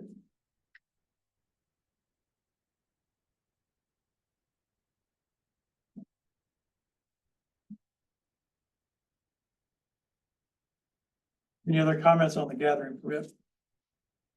Seeing none, all those in favor, signify by saying aye. Oh, same sign. That's approved. Thank you.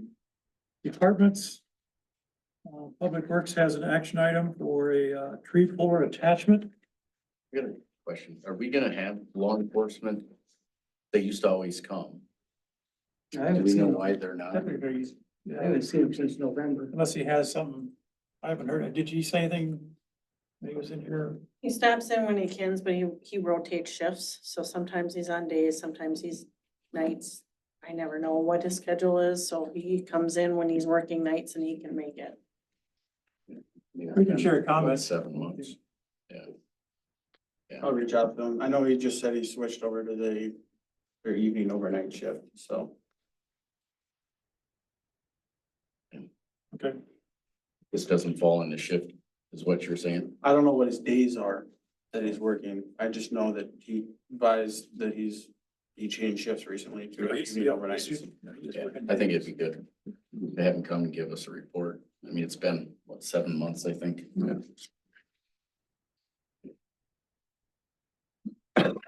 Works. I don't think Kane, I don't see Kane, so it's. Kane's here. He was here. He's still there. He's hiding in the back. Do you have any comments about your attachment? You rented one, you liked it, have use for one? Yep. Got it. Okay, How many trees do we pull? one at a time. Nice. I understand. And how many do we actually pull? Well, there's, with all the parks that we have, the trees, I don't, I'm sure there's a certain size, but Right. I know there's a lot of right of ways they would like to clean up with small trees, so. Right, but this is a tree post for pulling them out of the ground, right, Kane? Do you want me to address the council? Yes, please. That'd be easiest. It's actually for pulling them right out of the side, right? Yeah, it's exactly what it says. It's a tree puller. It pulls it right out of the A ground. log chain don't work? It's much more faster, much more versatile. Well, how many do we pull is my curiosity. Wow, I bet you we pulled over 200 in Orinoco Park here. Just in a couple days, so. This would probably save a lot of time. You know, it's a stump grinder, it's a chainsaw, it's kind of everything. It's all in one and it works really well. What is a stump grinder with it?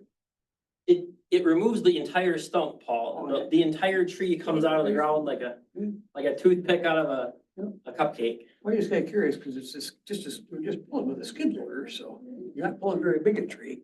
Oh, we can pull about 12 to 15 inch, depending on the soil. Okay. So this is in the budget? Yep, there's money in Parks and Rec right now. You got a range of $2,000 to $4,000. Do you know what it actually is? It's probably gonna be around the 22 to 24, depending on options and availability. You can probably add attachments to it. You know, this is an attachment for our skid steer, so this attachment will keep forever. We'll be able to use it forever. It's a very handy tool. I make a motion, we approve the purchase of a tree puller, up to $4,000 out of the Parks and Recreation miscellaneous expense account. I'll second that. Any other comments? Hearing none, all in favor, signify by saying aye. Thanks, Jerry. Next, Thanks, Kane. Next item is a water and sewer. And it's regards to River Bend. Let me just make sure. Yeah, it's a feasibility study report and calling public hearing for the improvement of the River Bend Estates home holders system. So we have a resolution and also there's a feasibility report that Joe has provided. It's in your packet. And, it's something that is being discussed that we can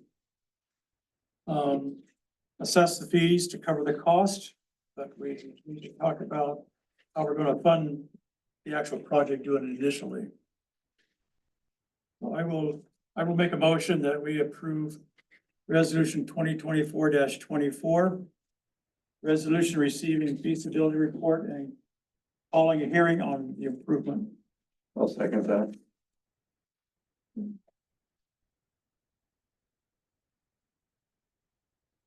Right, so,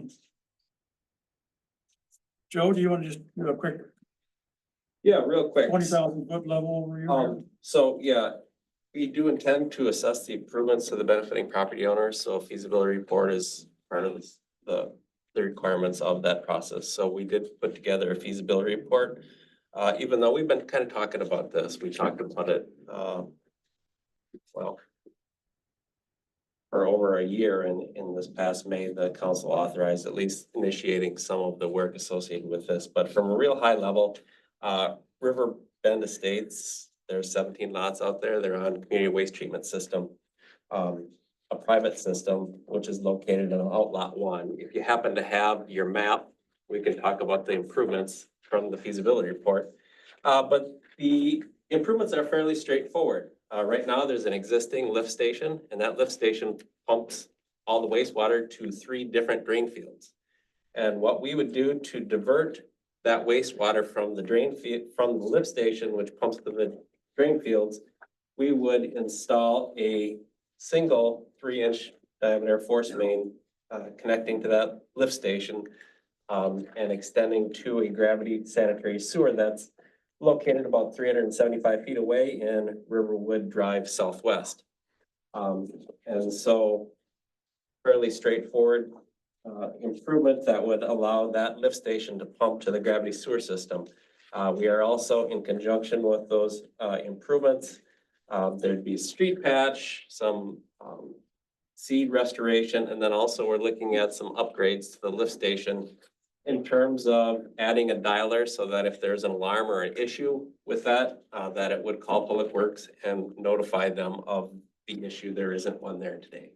And the other thing is we would add a receptacle for the city's generator. So if, just like any other lift station, if it would go out, we'd need to power it. We have the ability to do that. So those are in from a real high level, the proposed improvements.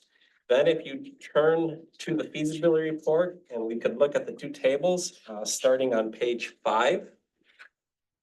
Table 1 is a summary of the project costs.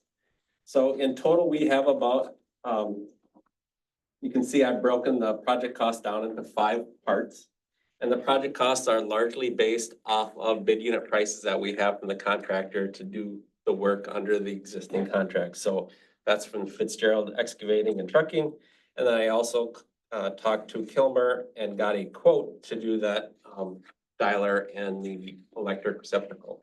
And so you can see all those construction costs are built into there. There's about $55,000 in cost. We add a little contingency, a little bit of cost for engineering and construction administration. That gives us a total project cost for the proposed improvements of about $67,000. Okay. Then if we look at how those improvements might be assessed to the benefiting property owners, if you remember, we have 17 property owners. We can look at table 2. There's really 3 parts of the assessment. And the proposed assessment is patterned exactly the same as we had with the 2022 assessment for the sewer and water improvements. In fact, there are 3 components. The plant investment fee and the sewer availability charge are rates that are already set up. They were set up in the phase 1A assessment project, improvement project that we did assess to the benefiting property owners. You can see that there are the 2022 rates there. We increased those 2022 rates by 5% for 23 and 24. And that yields the proposed assessment for the plant investment fee and the sewer availability charge that are in the farmost right column in that table. The last one, the last component of the assessment would be the lateral sewer connection charge. So we have the project cost of $67,000. We divide that project cost divided by the 17 benefiting lots. And that yields that lateral sewer connection charge of $3,942. So if you add up the plant investment fee, the sewer availability charge, and the lateral sewer connection fee, you get about $9,079.31. That is about $250 more than what we assessed in 2022. for the other improvements, but really it's very close, and we've had a little inflation since then, and obviously the lateral sewer improvements are different than what we constructed elsewhere. We can assess that, for the purposes of this exercise, I proposed an assessment of 10 years at an interest rate of 5%. I should note that when I wrote this feasibility report, I anticipated that the MPCA and PFA might not be willing to fund these improvements through the Clean Water Revolving Fund that we have. Subsequently, last week, I got notice that they probably will. So we could change that assessment term. Jason and I actually did a little math, and if you amortize this out over 30 years at 2% versus 10 years for 5%, the costs are a little higher in terms of the interest paid over the two terms. But it's really whatever you guys would like to do. I think Jason and I thought 10 years probably would be reasonable, but whatever the council wants to do there would be fine. And so really that is the proposed improvement. Those are the project costs and the cost to be assessed to the benefiting property owners. The next step in the process is really to call for a public hearing. And at that public hearing, we present information similar to what is included, what we discussed tonight, maybe in a little bit more detail, and follows the same pattern as the public hearings that we've had in the past. And that informs the project, the property owners of the proposed improvement. But I also note that, they did petition the city to have these improvements a while ago. The costs are right in line with what we estimated them to be previously. So I'm, anticipating there won't be a whole bunch of pushback. And I did also forward the feasibility report to the HOA, so they could see that. So again, really, that's what the resolution that you have in front of you tonight is. It just receives the feasibility report and it calls for the public hearing.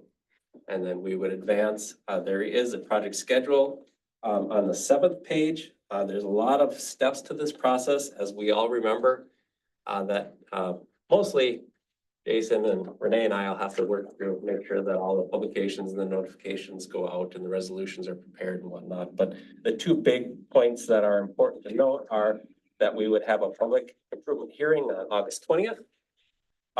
And then we would have at the next September meeting, we would have the council on September 17th schedule the assessment hearing. And then the assessment hearing would be on October 15th. And having that date allows us to certify the assessment to the Homestead County, and it would go on the taxes for 2025. And August 20th, that's our August regular meeting. It is. And if you want to have a different meeting for that, we certainly could do that. That's up to the council. We just need the 10 days before it. Right. Well, it's in the resolution when the public improvement meeting would be, so we'd have to update that if you want to have it a different time. I think it would probably take about a half an hour.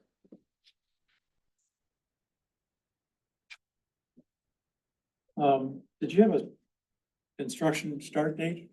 I see a completion date. Well, if you remember, construction has started from the standpoint of, we talked about this project on May 21st, that it was, at that point, we thought the street patches were gonna happen a little quicker than they happened. They actually happened today. But we also wanted the contractor to complete the connection before they moved out and didn't have the equipment here. The bid unit prices that they were able to provide us are from 2021 and part of a $17 million project. So very favorable to do it this way as part of a change order rather than a smaller project that's bid. So we are completing the initial phase of that, those improvements where we did cut into the road. We're extending the force main to just short of the lift station. We're gonna wait to connect to that lift station until after the assessment hearing, and make sure that everything moves forward before we would do that. So that's kind of how the feasibility report, the cost estimate, and things are set up with the contractor. Questions? No, I think that's what we discussed before about cutting it short of Yeah, of actually hooking it up. yep. And you'll notice that's right in the plan set, in that figure that is included in the feasibility report. That's essentially the construction drawing that the contractors use.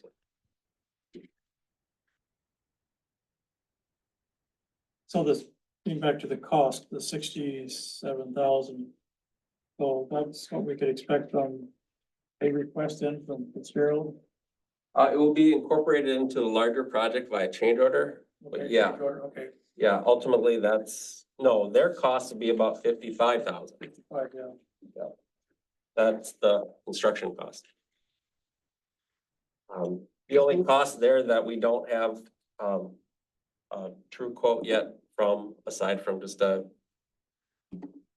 telephone quote, if you will, is from Kilmer Electric for the dialer and. That's for the dialer, that other 12,000. That's excellent news about PFA coming forward and Yeah, frankly, as I noted in the report, I'm a little surprised. I wouldn't, set it in stone yet, but I emailed CA and that's what they said. yeah, So I'm just gonna go with that. that was my big concern of how we was gonna fund that. So, Yeah, so using the Clean Water Fund at 30-year term at 1% is pretty nice. again, Okay. good. Any other comments, questions? Can we just change the time to 6:35? That's when we normally do our public hearing, so we have time to approve the agenda first. Point number 2, Yeah, 6:35. yeah. Okay. Thank you.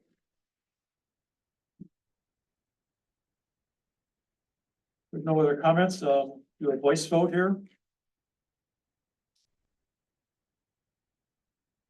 Mayor Ryan, Aye. Councilman Coe. Aye. Councilman Pendergrass. Aye. Councilman Richards, I, Councilman Erb. Aye. Next item is a, action item regarding a Water and Sewer Committee had a recommendation to approve a recommendation to council approve a water credit of $20 for 2 months for grass restoration, due to the wastewater treatment plant, project. This is for the grinder stations. So on people's yards. So Joe, you wanna comment on that? Yeah, there's, Came up? yeah, there's what, 82 grinder stations that were installed, and with those, obviously, there's quite a bit of disturbance with the force main going all the way, in most instances, all the way around the back of the house, from the street, and so we've had a few residents indicate that there's quite a bit of turf restoration there, and it would be helpful if they would receive a credit to do some watering, they'd be willing to do that, so if we could provide some sort of credit, I think it would incent people to water. And if they water, they'll have a better lawn, and the contractor will, it'll help establish the turf, so, Because right now they do the seeding, but there's no watering and there's been some residents come to City Hall asking for a discount for having to water the grass restoration that was disturbed from the grinder station line being installed. And it's, the idea is to have it, some people it's minimal cost, but for some people it could impact their water bill. So the idea is they would have to call City Hall and request the discount and to confirm that it was one of those 83 That's just or 82 residents that would. That's just for the grinder stations? That's the grinders. so this way it'd be automatic. Right, that whoever has a grinder station, they automatically get a water credit. If they ask for it, Joe. Oh, Some they people have to- just maybe just go ahead and do it. but Okay. Some people wanna. and it's really intended to be a kind of a lump sum credit, so it would, theoretically, people should probably water in July and August. Once we get to September, we're probably okay. And so I think the Sewer and Water Committee said, about $10 for July, $10 for August, $20 total, and then we're done. So, I make a motion that we approve the water credit. Second, then. Any other comments? Seeing none. All those in favor, signify by saying aye. Aye. Oppose? Approved, thank you. Next item, the planning and zoning. And, understand the motion correctly, this is we're changing from an update to a vote, is that still council desire? No, I think we put that off on a special meeting. Special meeting right on the 25th, so. Yes. Is there any other? We can save our comments till then, when the issues discussed there and. No reason to have two discussions about it. What's that? No reason to have two discussions about it. Well, we can still, council can still discuss it, of course. Yeah. Well, we will do that. Moving on to fire department then.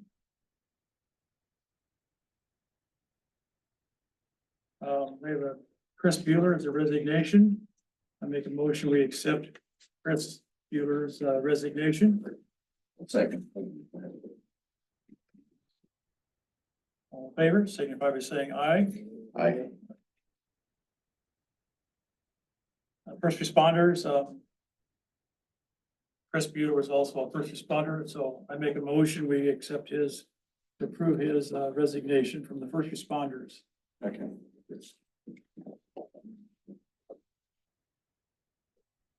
Favor, signify by saying aye. Aye. Parks and Trails. We have this is a leadership Greater Rochester sign approval that Katie sent to the council. Oh, you want to comment on that? I think we have a gentleman here from the leadership group. Yes.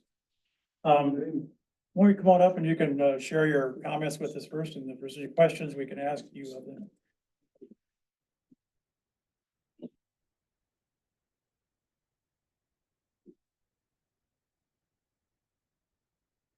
I'm Tony Pledge, I'm with Leadership Greater Rochester. We're wanting to put a sign in, one of the parks, partnering with Shad Tracy, who will make the sign and help us maintain the sign. We are trying to promote, mental health in the communities in Rochester and around Rochester.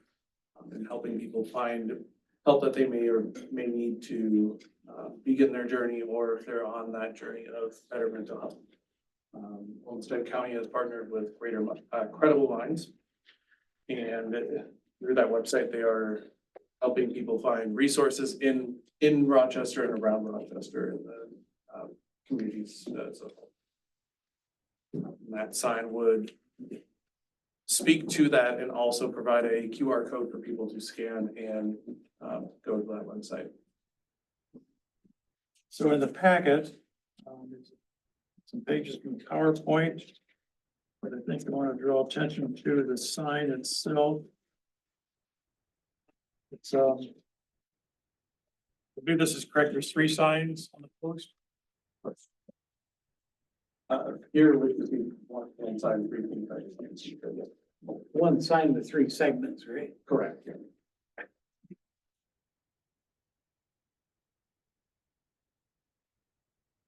So this is the same, it's a project that they're putting there's 6 cities that is on the map, I think, and they're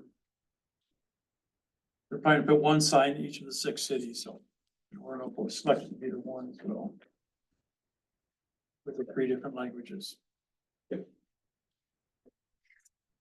How big are these signs? It would be 3 feet by 2 feet, and it's segmented out.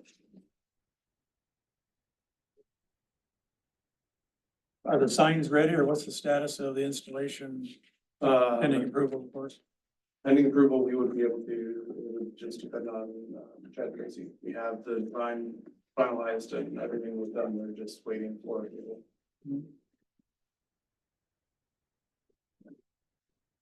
Are these permanent signs? They would be staked in the ground in the sense that they're permanent, but they could be removed if that would be needed. The goal would be, we would be providing with funding that we've raised,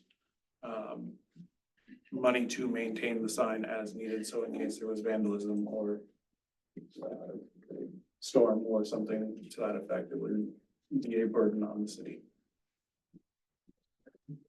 I believe the committee was thinking about Orinoco Park for the installation. Just offer a suggestion. I mean, I think the Orinoco Park is fine.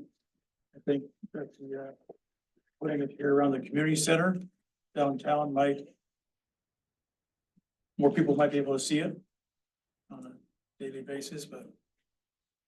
We were hoping to put it on a trailhead, was the. Oh, that's right, okay. So because it promotes outdoor activity as you. Okay.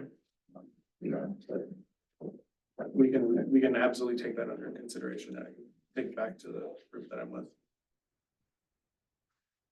All right. It really isn't a trailhead down in Orinoco Park. The trailhead or a walking path would be the goal. Just to the driveway. Yeah, down by the lake bed and. So is this considered a Background. formal discussion? What's that? Is this our formal discussion? It's a presentation, so I'll go ahead, you're right, I'll make a motion, we approve the installation of the public health sign by the leadership group in Rochester on mental health awareness. There's a second? I'll second for discussion.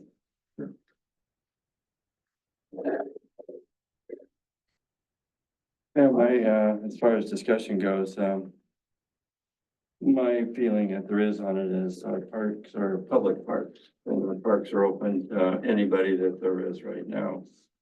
And it's worked well for all the years being public, you know, all of a sudden, when you're putting something like this, you're kind of discriminating against everybody else by putting it, or they're gonna want their signs that are there too. You know, and a public park is open to everybody, and so I just think that, since it's a public park and we, you know, respect that, I don't think that we need to have it in, that's what's my perception. It's the first thing that came to my mind. When I first read it, the first thing came to my mind is, weren't these people, you know, we're talking people with mental illnesses. To me, we're given the message that they weren't welcome before, but now they are. And, you know, having relatives with mental illnesses, I guess I take caution with that, in terms of the message that we'd be given by just saying, you know, people with mental illnesses are allowed. I think everybody is allowed. Mental illnesses, handicap, I mean, you name it, they're all allowed. Everybody is. Well, I kind of think it might open the door for all kinds of different signs that are requested for that social issues or whatever we call it. But I kind of like your idea, Ryan, and having it here for educational reasons at the city hall. That's, you know, I mean, then more people would see it. You wouldn't have to go to just one park. It's just one sign, right? It's not. just one sign, yeah, just one sign with these three poles. Well, it is awareness for the community health, and that's the overall awareness that the leadership group is proposing for the 6 different cities, and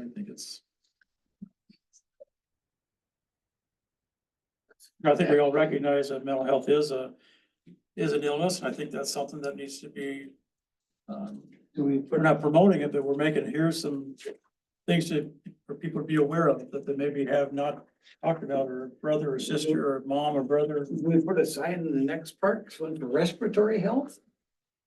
I mean, I like Herb's idea, if you're gonna do it, put it out here where people see it. right? What's a fairly big sign? Then we're not segregating one park versus the other. Then it's in city center.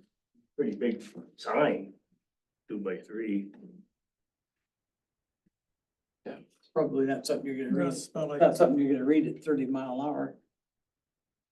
Something you're gonna stop and guessing look it's for at. people walking through the park and by the wood trail, but the price. We're happy to relocate the sign to city center if that, would make everybody happy with that. We're perfectly fine. We're more concerned with the message being out than necessarily where it is. We picked the park because we want to include some, physical activity in that process, but, we can relocate it to city center, to the city center area. If that's what you guys want first. You want to talk River Park or that trail down there? In many of our parks, I think just because of the center of the city or downtown, I think that's just, we have our National Night Out coming up and Gold Rush and all the other activities too. It's just, there's more visibility, I think, so. We are a small group, so we're nimble, so, we're happy to relocate, and if this is a better location to access, for people to access, then this would be the, that would be the ideal solution. Just a matter of reference, what are the other cities locating their sign at? Most places are picking trailheads, parks, that sort of, area to go with the physical activity side of it. You guys do have playgrounds and stuff in the area, so it's not necessarily out of the realm of possibility that people would be walking or doing some sort of physical activity. We don't have many cities opposing it going into open. Well, our playground, I know there's people here on the weekends and sure, you know, go down to Orinoco Park too, so. I'll amend my motion to ask that the sign be placed here at the community center. I'll second it. Any other comments or questions? You can obviously work with our Public Works Department on approval, so. Any other comments? Seeing none? Well, I was just gonna Oh, go ahead. say, because of its size, I mean, it can't just stick out in the middle of nowhere, I wouldn't think. Well, I was thinking like, You know. next to the well house here, where the playground is at. That's So where a it's the well lot, house, so it's not out in the middle of anything. So yeah, it's still visible to everybody. it's gonna be there for a long time, is that right? Or As we're hoping Many as long as, years, yes, as long as Olmsted County is partnering with Credible Minds, we're hoping to have that sign up to help people and get that message out. No other question? All in favor, signify by saying aye. Aye. Oppose? Approved? Thank you very much. Thank And, you, Council. Kane, would you want to give him your number? Tony? Yeah. Thank you. Next item is an FYI. With the MnDOT, there's, we're moving along slowly, but, so where we're at right now is that they came back with a quote for the cost, I guess, for the three lands of $16,300. And I've also asked Mike, his email is also in the packet. That just talks about in generalities of how dealing with MnDOT is not really a negotiable type thing. So that's concerning, but at the same time, that's why there's some background there again. These three pieces of land were bought by bonding bill money when Highway 52 was built. And so in order to get off the MMB, Minnesota Management Budget, they have to ask for cash as opposed to a transfer of property. So that's why they're offering this appraisal, or they're offering the amount of $16,300. The one thing that we're still, and we have till November 29th, I think it is, to respond, yes. Is the fence, where the fence is gonna be located, from the highway down to the fence. So I sent some drawings, some ideas. They asked where the pathway was under the three bridges. And so I sent, the email last week and it's being reviewed this week or sometime or right away. People will look at it and they'll come back with a plan to, in this graph of where the fence will go back at the corners, back towards the highway, down at the south edge. Pull this up here. This is our master plan. So the three pieces of property are one here, and then one up through here. So the pathway under the bridge, which is there now, is to be reconstructed somewhat. The fence would come out from here to the right of way, then up through here, and back down, back to the highway, and then from the highway here, and then up Fifth Street. So they're putting together a proposal for those routing of the fence. But with that fence installation, they talk about between now and 2028, for a maintenance project. There's supposedly upgrading. We're doing work on Highway 52 in 2028. But if there's some maintenance project between now and then, or whenever we come to agreement on the approval, they could work it into a maintenance program. But we don't have a firm date, but. So the fence will be guaranteed to be completed by 2028? Yes. Yeah. Or sooner. We hope it's sooner, of course. You have to look at the At cost. their cost. Russia. At their cost. I mean, if you look at the cost of what the fencing would be versus the land, it's probably cheaper to go this way or about Yeah, that's the toss up between the two. Fence is expensive. Oh, the fence is. Yeah, that's what I'm saying. And I'll tell you what, I don't like the deer running across there and the amount of traffic that there is on 52. You know, that's why the sooner the better to be able to kind of curtail that with what's going on, because we've got car accidents out there and deer's head and, you know, so. You know, I'm in favor of it. I'm just, you know, saying that you look at the cost of the fencing and for us to be able to do that. Yes, it's about a $16,300 fence. You know, it's probably closer to a $60,000 fence. That's I would expect. You know, so that's why I'm saying I think this is gonna be better, yes. So we'll get back to the council when I get more competitive. Yeah, Right. Then we can move along. Storm damage, Orinoco. Penny Dolan has a memo. Do we wanna do anything with? Oh, that's the other, for segment 4. So there's a quote from Arborist for storm damage for $10,500. How many trees were damaged in that, James? Oh, you pulled them all out. With our new, we're all set. Put them all down, right? Pull them all out.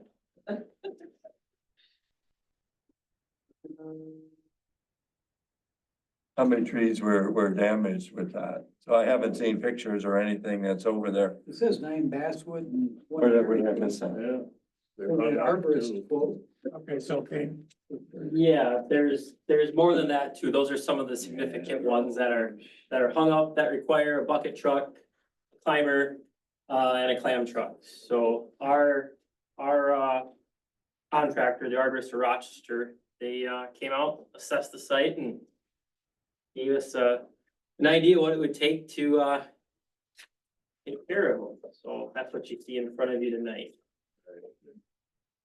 So is this money that would be reimbursed if there's a FEMA program? You know, I wouldn't know about that, Ryland. I don't know if FEMA is just flood damage or if FEMA is storm damage as well. I thought FEMA was for infrastructure. That would be flood damage, but this is, So if there are trees that were flood damaged within the park, theoretically, they could they could qualify for reimbursement through FEMA. If you go through the process. so there's been, we've submitted a figure. Not sure what that figure was, 60,000, 70,000 to the emergency department at Olmsted County. And they're collecting all this data right now to give to the state and the federal government to see if there's gonna be a FEMA program at some time in the future, so. I don't think we wanna wait with this, but, I'm just curious that, No, these trees are still hung up. We caution taped them off, but there's a hazard that exists. They're actually hanging. Yeah, they're split halfway, they're hanging over public parkland, I mean, Make a motion, get them taken care of. Yeah. Get it done. That's dangerous. All on Jim Richards, okay. Any other comments? You have budget. yep, there's budget in the tree removal, department, $20,000. All in favor with the, arborist for $10,500, take care of the trees, signify by saying aye. Aye. Aye, oh, same sign. Approved.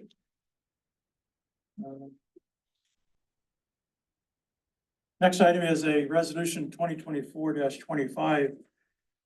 This is a resolution in support of a, Mankato to Mississippi River Transmission Project Segment 4 route. This is a project that's been ongoing with XL Energy, and there's a map showing the route from Mankato to Mississippi is made up of 4 segments.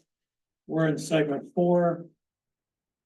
They came to us, XL Energy came to us in January with a presentation of 4 East, which follows Highway 52 from Pine Island down to about 75th Street. Another route goes to, through New Haven Township, down south of Pine Island, then straight to 75th Street. We passed a resolution in January. After the presentation, we would support an alternative route of following the large cap X line that follows, that's currently there with another 100-foot easement to follow it across Lake Sumbro and continue on east. Last July 3rd, last week, week and a half ago, they came back with an alternative route, which is referred to as Route Option 4 West A. Comes down out of Pine Island, and then it follows an existing line east and then comes down the Douglas Trail down to about 75th Street. And it's a very favorable route for us and probably for New Haven Township too. And so what we can do is, as a city, we can offer support in the form of this resolution that I had city staff put together. They would follow that, and all of these documents go into what they call e-documents. Everything is documented.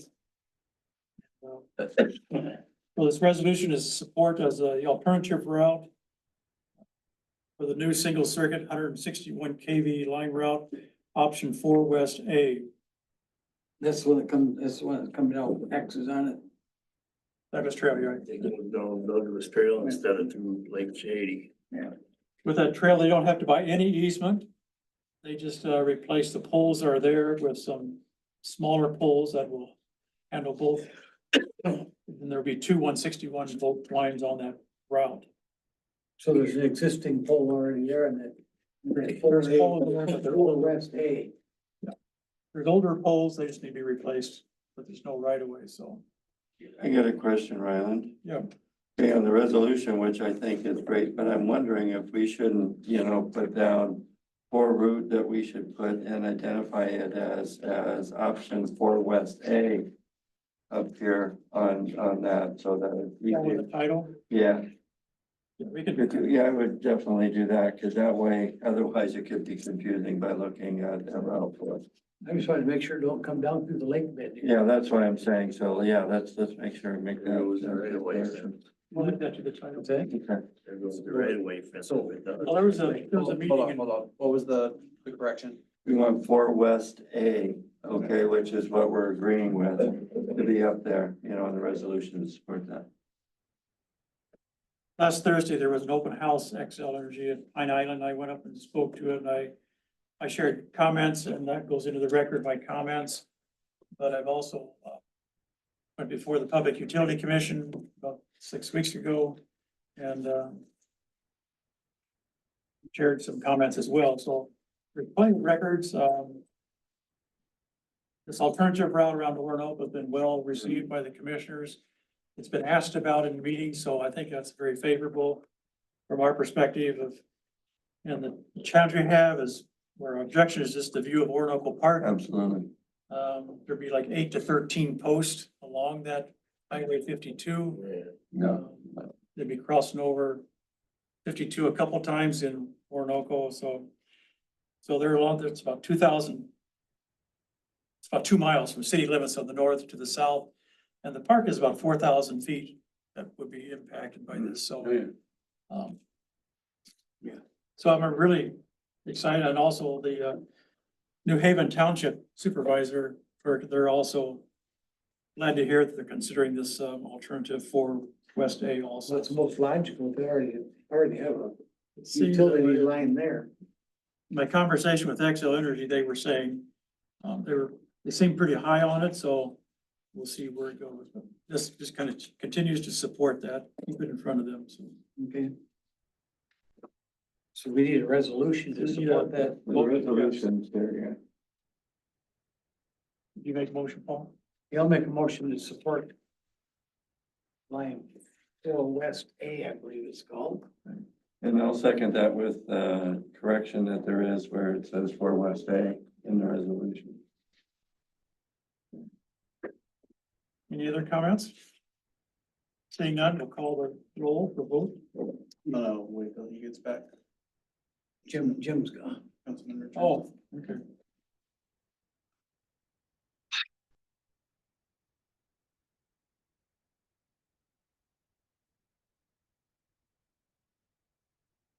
All right, start with the voice vote.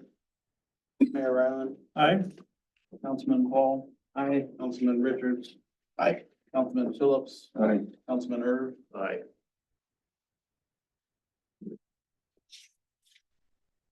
It's approved. This item is, city administrator report.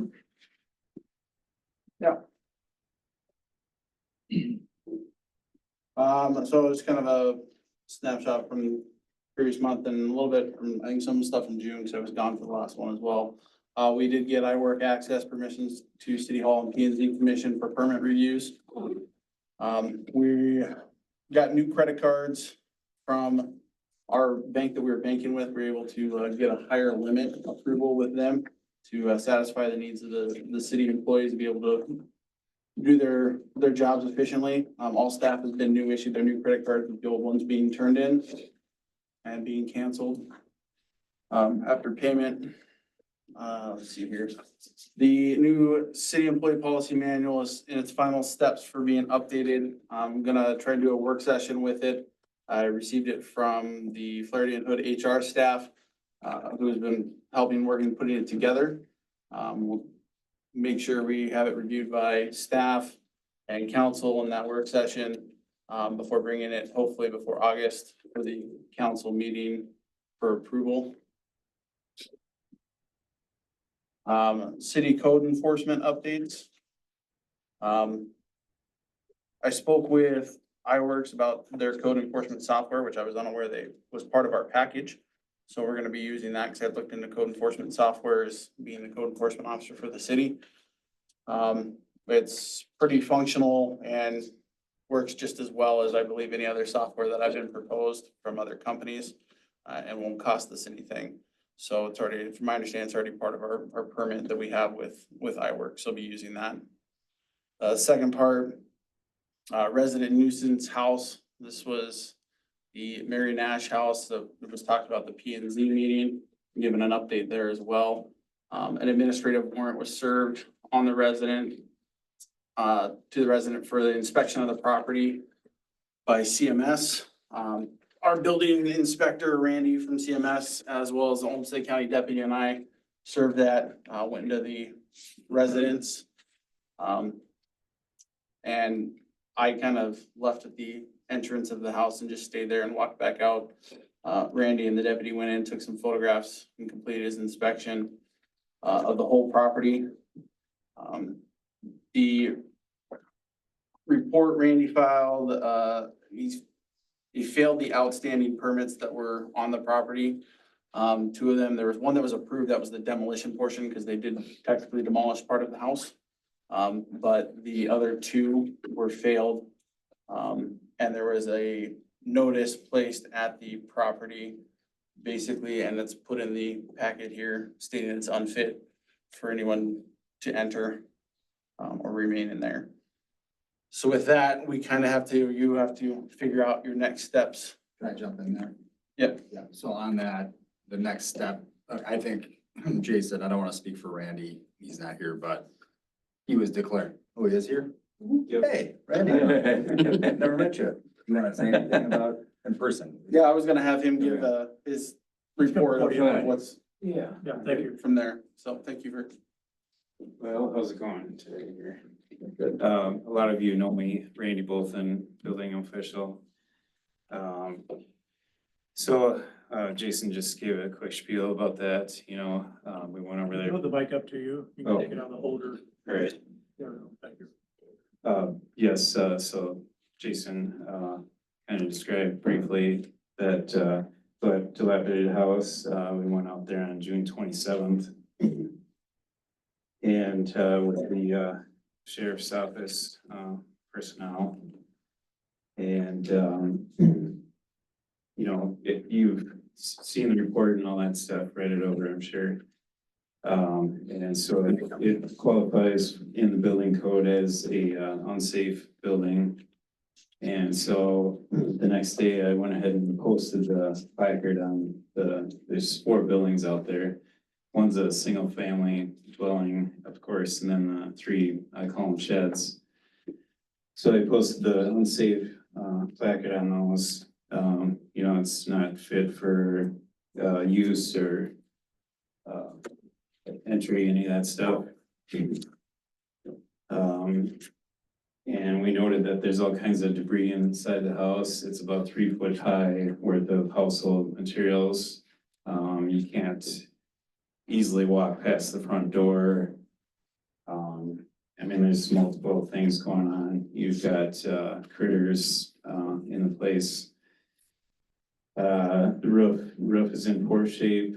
And this is going for, basically all the buildings. So on and so forth, and it'd be considered also a hazardous building then too.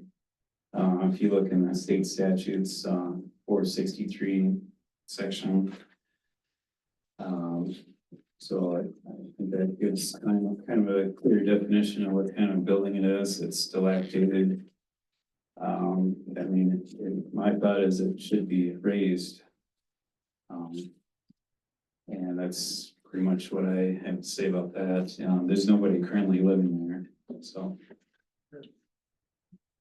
So we talked about the next step. Thanks, Randy. You can- Okay, thank you. Thank you. So the next steps, the next steps would be the council to consider an order declaring it hazardous. So I wanted to have it, I don't know if tonight's the night, but a discussion about that. So, I think it's clear from Randy's report in the photographs that it's a hazardous building and the court's gonna find it to be a hazardous building. You don't have the resolution before you tonight. I guess before we get into that, I would want the council to direct me to draft and present a resolution ordering that it's declaring it's hazardous and ordering it to be abated, the hazards to be abated. And so that resolution approval will be the next step.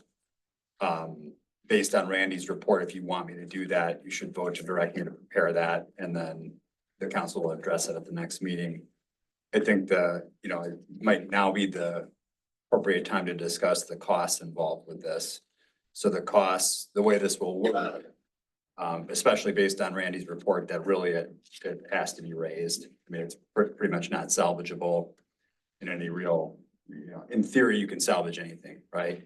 But probably not. And so what'll have to happen is the city will have to agree to spend the money to go to the district court to get the judge to issue an order, a district court judge to issue an order declaring it to be hazardous. And once the judge does that, the terms of that judicial order will allow the city to go onto the property to remove the hazardous conditions by either repair or raising the structure.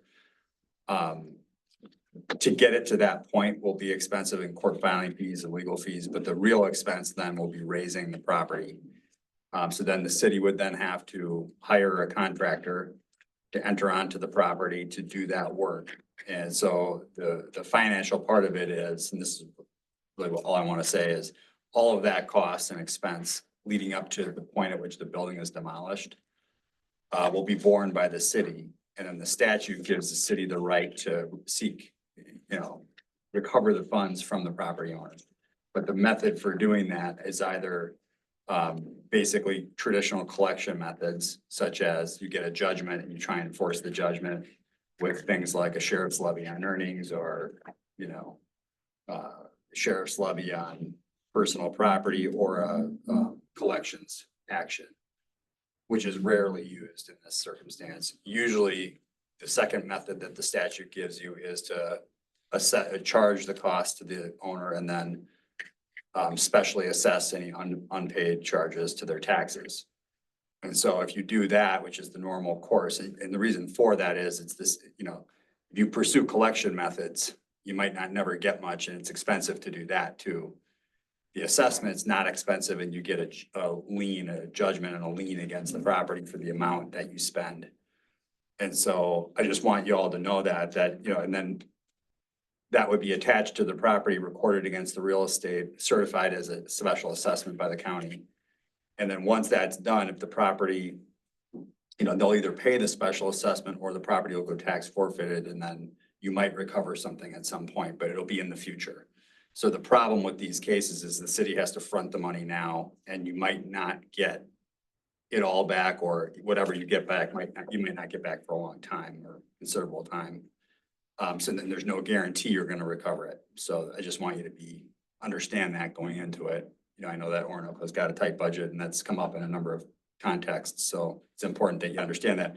So my plan would be to get possibly an estimate, solicit quotes for raising the property, and then bring that back with the resolution at next month's meeting.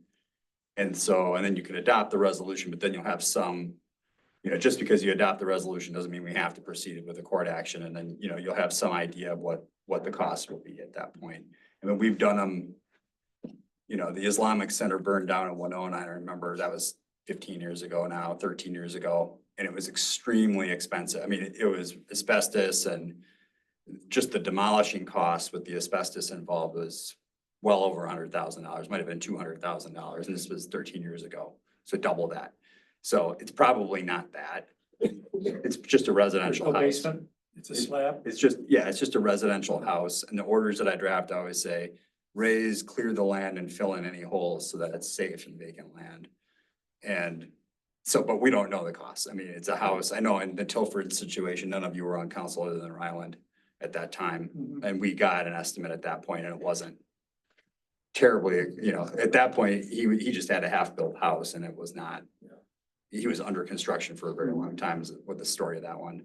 And so each one is different. You might want to get that estimate just so the council has some idea of, you know, the ballpark at which you're going to be looking at to do that work. And, you know, cities don't, I mean, it's a financial choice to do that. And that's the tough thing here is you're forced to, you know, that property should be fixed up voluntarily. And if it's not, you know, the city's left holding with the tough decision, I would say, to either pursue it and pay the money and take care of it or not.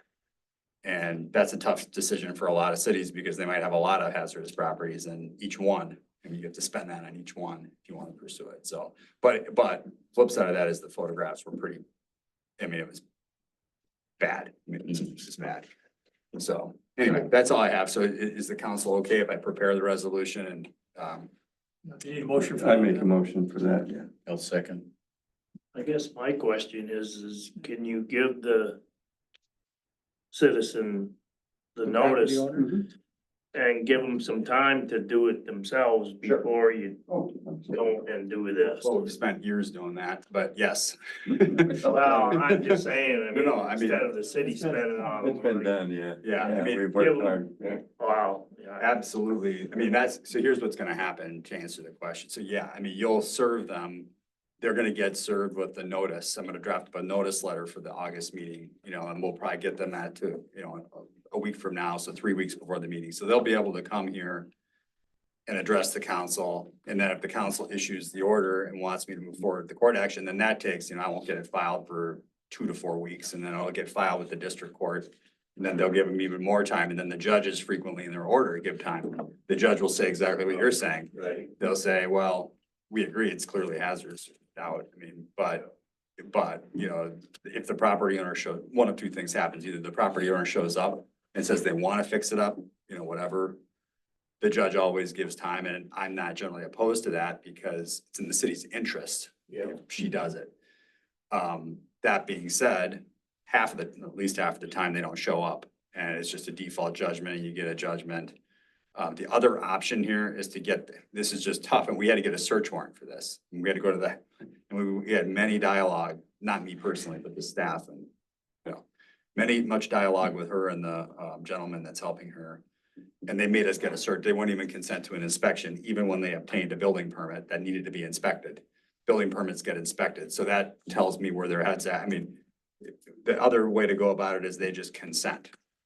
If they sign a consent document saying we consent that it's hazardous, we just, you know, for whatever reason, we don't have the finances or we're not physically capable, which I think is part of the issue here. You know, we're just elderly and we don't have the ability right now to do this, but we'll consent to letting the city go do it. That saves a bunch of money. I mean, that saves a good, I mean, not the whole thing, but it saves a big chunk. And then, and what that document's called is consent to assess and waiver of irregularities and appeal. That's from the assessment statute. Joe's bringing an assessment thing next month.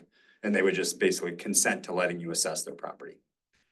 And so that saves it. That's the easiest path, the quickest. But they didn't even let us inspect. So they made us get a court order to inspect something where they asked for 2 building permits. So I'm not holding my breath on that. So, but yeah, we'll try. I mean, Jason's doing good. I mean, he's doing his best to try, but yeah, people have got to be reasonable and Right. It's been ongoing. So the motion we have is for you to pursue the resolution and we should also just add to the motion an RFQ quote from the city with city staff to pursue that. Nice. Question about the demolition. I know there's 4 sheds, but there's vehicles, motorboat, trailer. yeah. What happens with that stuff? Well, that'll be part of the order that, you know, it'll be removed as part of the order as a nuisance condition or hazardous property, depending on the condition. Like,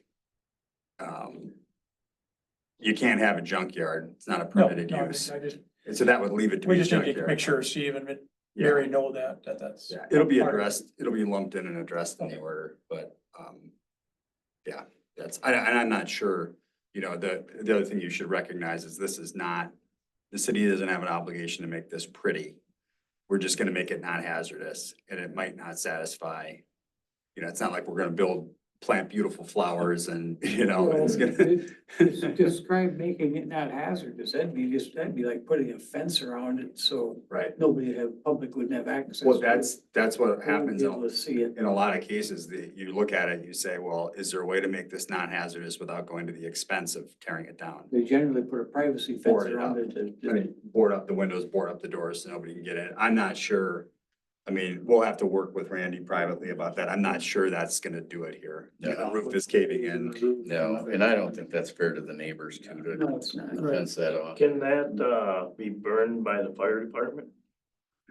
I don't know. Can they do that? Probably not. Fire training. I don't know what's in Fire that. training. They burn barns. Well, yeah, I'm You just got- familiar with. You said the right guy. Any other comments? Seeing none, all in favor of the motion, signify by saying aye. Aye. Opposed, same sign. That's approved, Mike, and we'll see something back in August. 20th. So Jason, I have a question in terms of enforcement.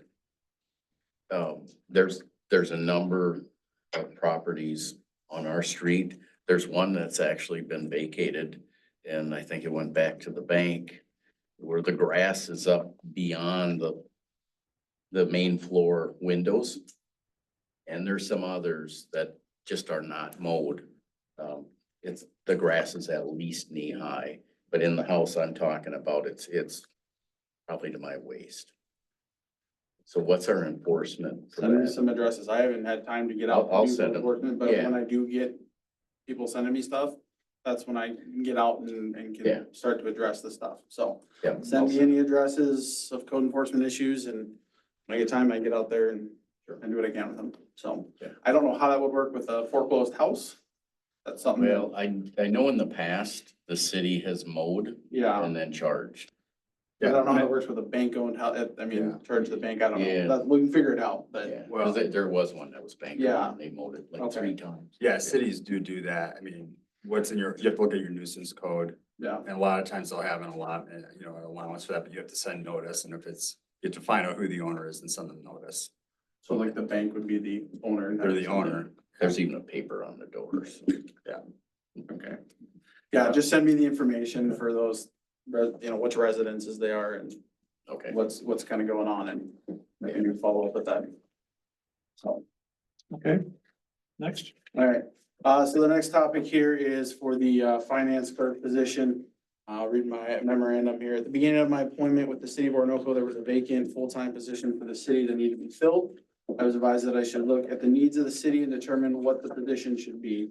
After spending time working with the current staff and speaking with them, it was determined that a full-time finance position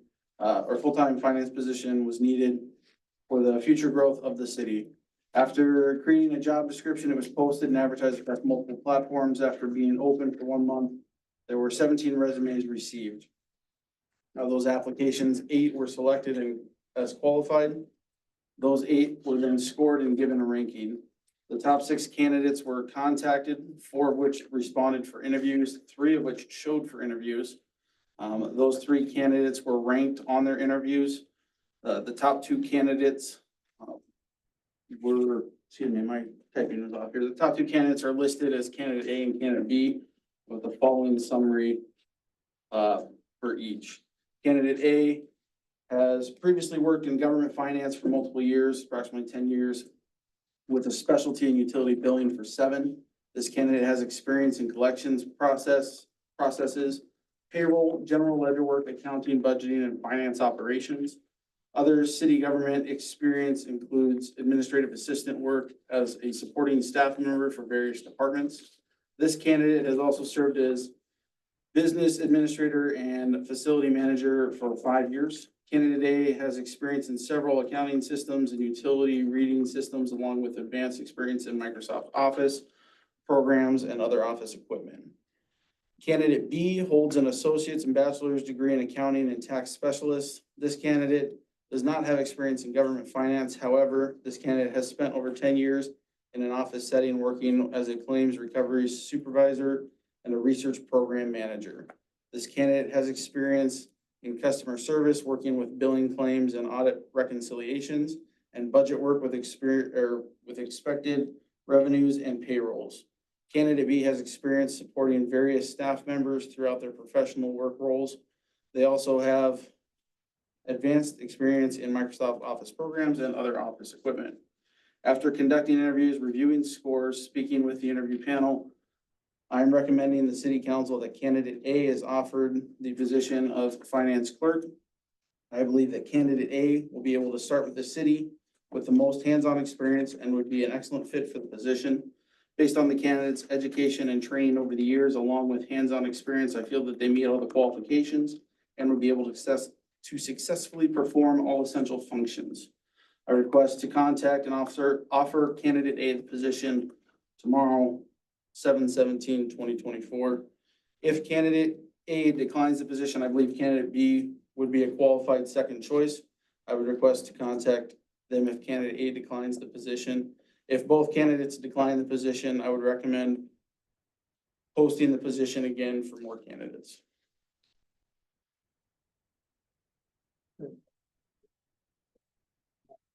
I make a motion that we approve candidate A for the finance clerk position with a starting pay of $28.50 an hour, as previously approved in the 2024 budget. Is there a second?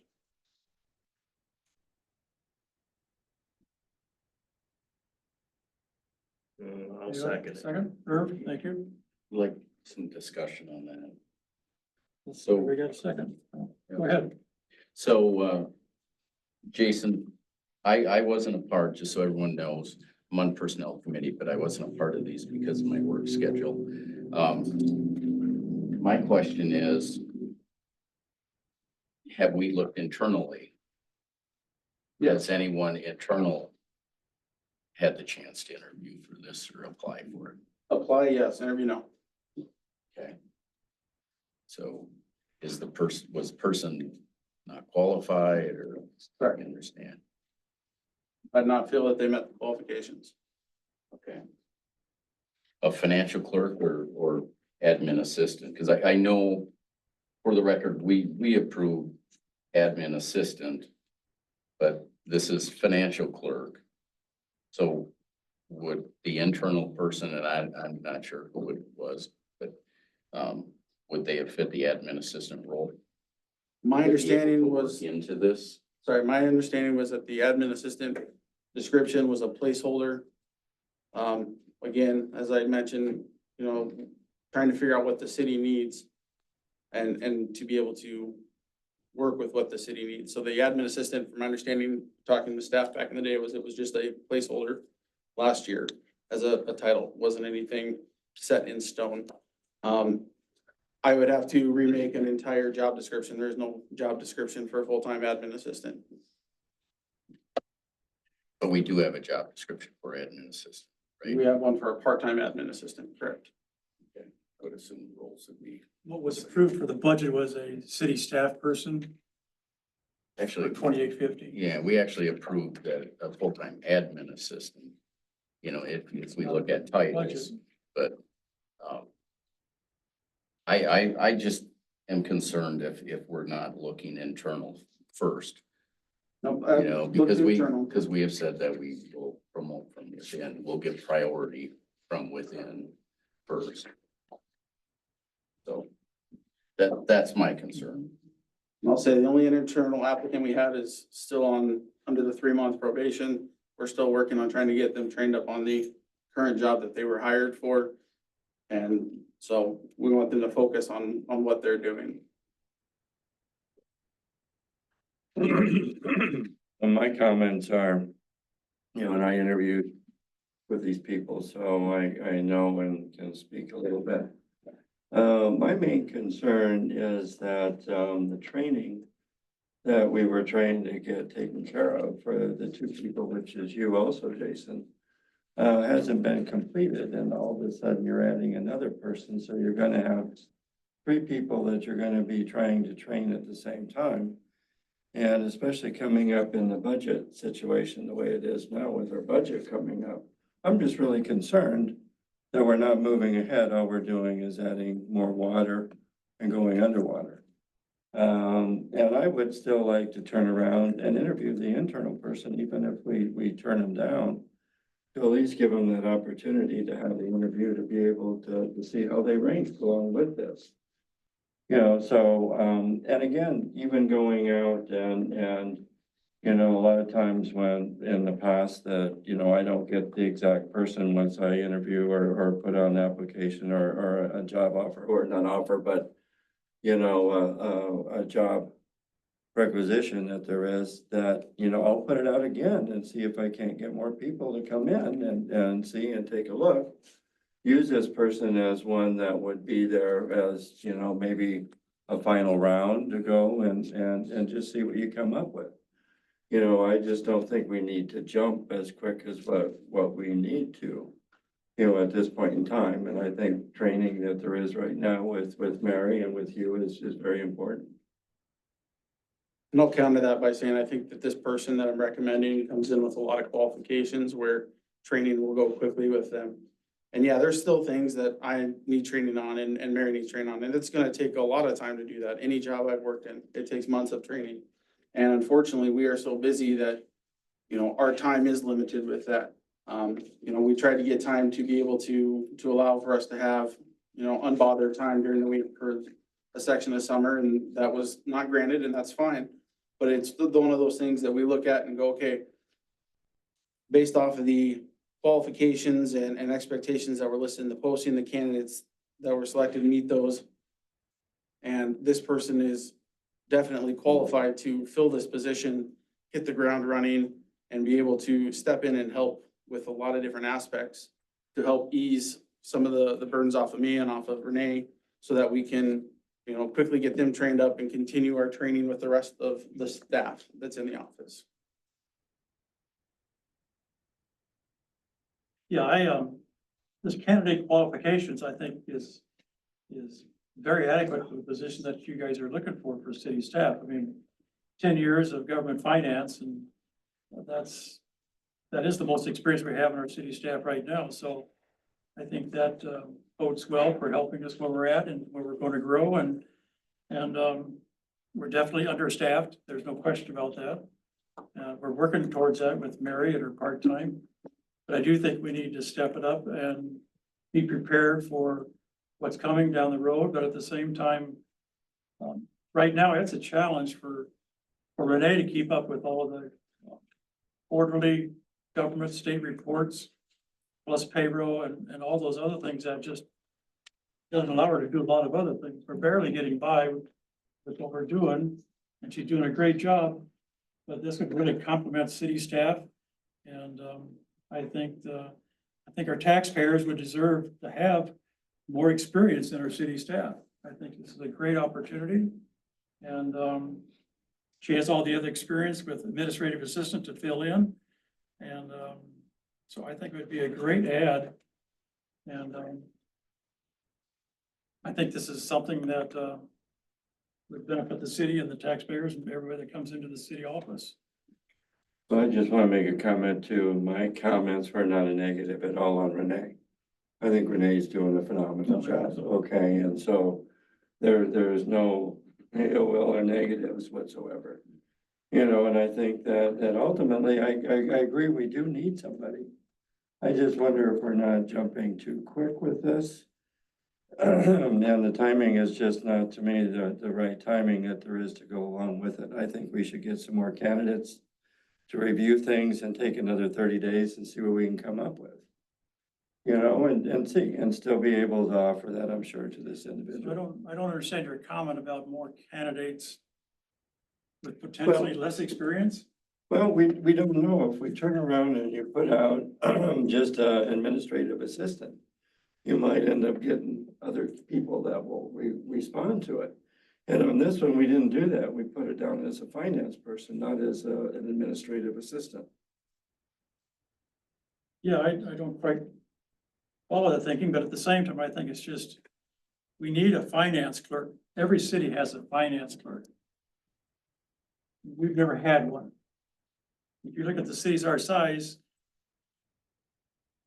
everybody has, you know, I like to think with only two counting Jason, but the point is we are really understaffed for the size of our city. And if you talk to cities at the LMC or Southeast Minnesota League of Municipalities, they tell us, how big is your city? And we say we got one full-time, one part-time, and administrator. And finance clerks are just part of the basic fabric for having good operational. And to bring in another administrative assistant, where we have a part-time one, we still haven't met our obligations to make sure that we get reports done on a timely basis. They're not late. Renee's done a rock star job with PFA assessment and all the payments we've been doing for the last 2 years. And I think she's very deserving of what she's doing and her pay. But I do think there's something that we need to take off her table to allow her to grow. And this is a specified talent that the city needs. And to do anything less would be a detriment to the city and to everybody in staff. So with that, Ryland, I agree. Our residents deserve to have more staff than we do. I agree, we're understaffed. The thing that I would ask here is if we move forward with it, I would like an understanding of, you know, what are we gonna divide out? Because right now, it sounds like things aren't shifted to Mary yet. You know, how are we gonna disperse the work? So Renee's not doing it all, because it sounds like Renee's still doing it all from what I'm hearing. So I would like to see a plan that lays out, these are Renee's responsibilities going forward. You know what I'm saying, Jason? And that's one of my next topics to discuss. So lay out a plan of who's going to do what, so it doesn't all fall on Renee. And so, cause I think Mary is begging for work. And it doesn't sound like there's been much time for training there. So So do you, I would like to see a plan to go forward. Cause I think we do need it. We definitely need staff. to answer your question about Mary, she is picking up more work. She's doing utility billing now for water. That's taken off today's platform. That's great. So that's good. Working on minutes. Mhm. That's coming off. So, and we got some things to improve that as well Yeah. further on, but Cause I would give her some, some more, mission critical things, with the responsibility, cause I think that's the way she's gonna grow as well. the one thing we really haven't spent too much time yet, and I think this is on the assignment for Mary is filing. We've talked about this, our filing system is not property orientated, it's by subject. So if you start looking for something on a particular property, you gotta remember, when did we talk about that? What council meeting was that? Yeah. So our filing system needs to be by address. So we go to one address, we can see everything. Yeah, And that's something that still that we need to start working on that. That's, yeah, cause that's what actually this position that we agreed to was supposed to take that, we called it a special assignment or special project.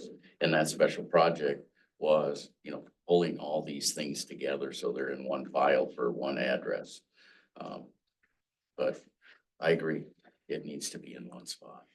So, but I just want to make sure we're growing, that Renee is growing. We know where Renee's path is, what she wants to do. Not sure about Mary yet, but I want to just make sure that we set all the staff up for success. Well, one of my concerns, God forbid anything happen and somebody's gone for 2 months. Can anybody fill the role?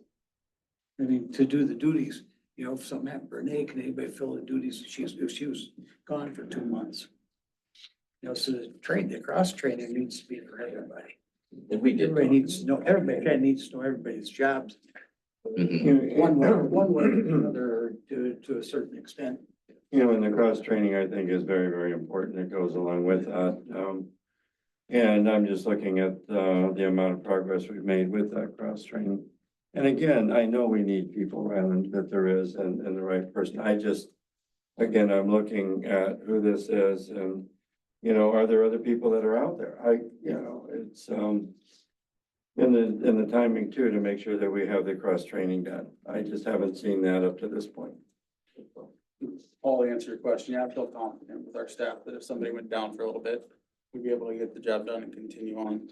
Joys of technology, we got ways to still reach out and work with people and figure it out, so. But it There's does been enough appear, training. it looks to me like this candidate A is able to multitask. So she could probably fill in if she got this much experience in a lot of different ways. I think we all should. Train. Yeah. So what was the motion?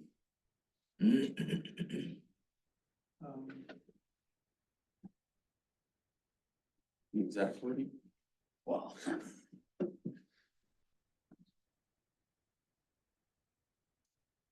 I made a motion or seconded. Any other comments? Seeing none, all in favor of hiring the finance candidate number A, signify by saying aye. Aye. Oppose? No. I guess I can't make any additions to it, so. No. So we had, how many noes? 3. 3 ayes? Approved? 2 eyes. 3 nays. 3 nays. Mhm. Okay. Just want to make sure I thought I heard misunderstood that. I just like to see it come back with a plan, Jason. And we'll work with you. I would ask that council members individually email me their recommendations as to how they want to proceed forward, please. So we can try and get somebody hired. Thank you. Because the city needs the staff and we're gonna continue to, I think, fall behind with stuff and so it's unfortunate that this didn't go. Next topic here, attended the LMC annual conference in Rochester with Mayor Ryland and Councilman Phillips. Many great breakout sessions with information to take in as well as networking from different cities across the state. I kind of spoke with each of them a little bit. It was kind of nice because I think we all pretty much attended different breakout sessions. For the most part, so we were able to get a lot of different knowledge going through there and make a lot of different contacts, which was great.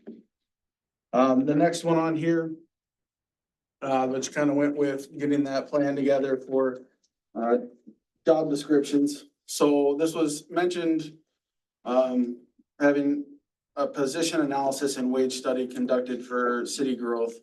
Again, this wasn't brought to discussion in May, so I'm bringing this again. You pull up the PowerPoint, Renee, when you get a second here. Received quotes from Flaherty and Hood and DDA. Again, that information is in your packet. Both companies have been used locally and have recommendations from their communities that they've provided. It should be the PowerPoint on the USB drive. I don't think that was open. If you go down to the file folder and then go to the USB drive. Oh, yeah.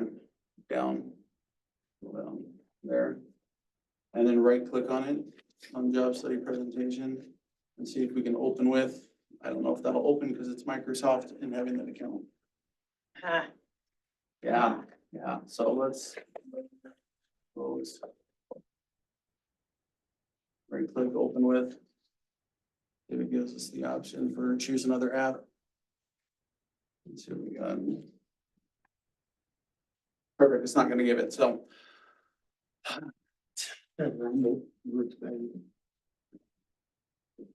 Of course. Basically, the information that was on the PowerPoint is also there in the packet.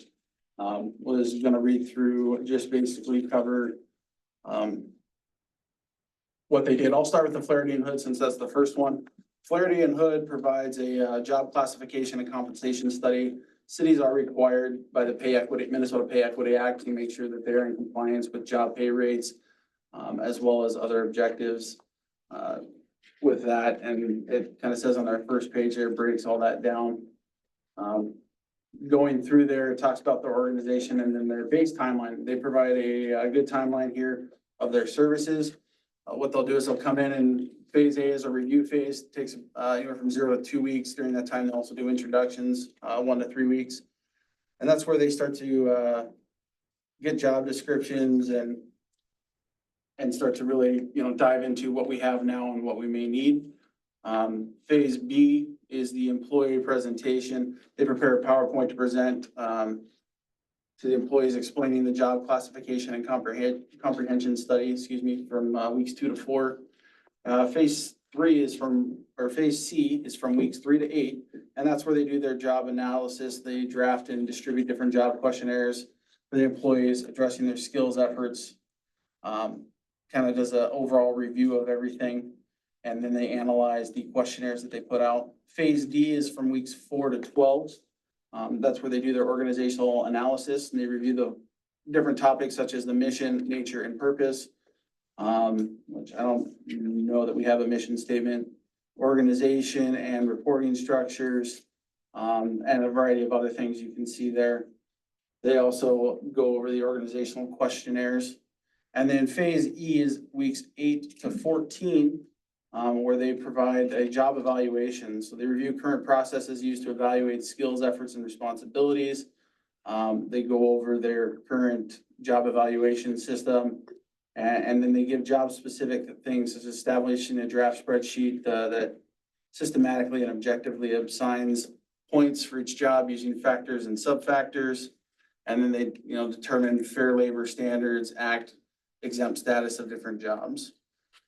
Phase F is done during weeks 2 to 10. That's kind of their market survey. It goes over wages, specialty pay, leave, allowances, reimbursements, insurance, separation, benefits, organization, stuff such as staffing and budgeting.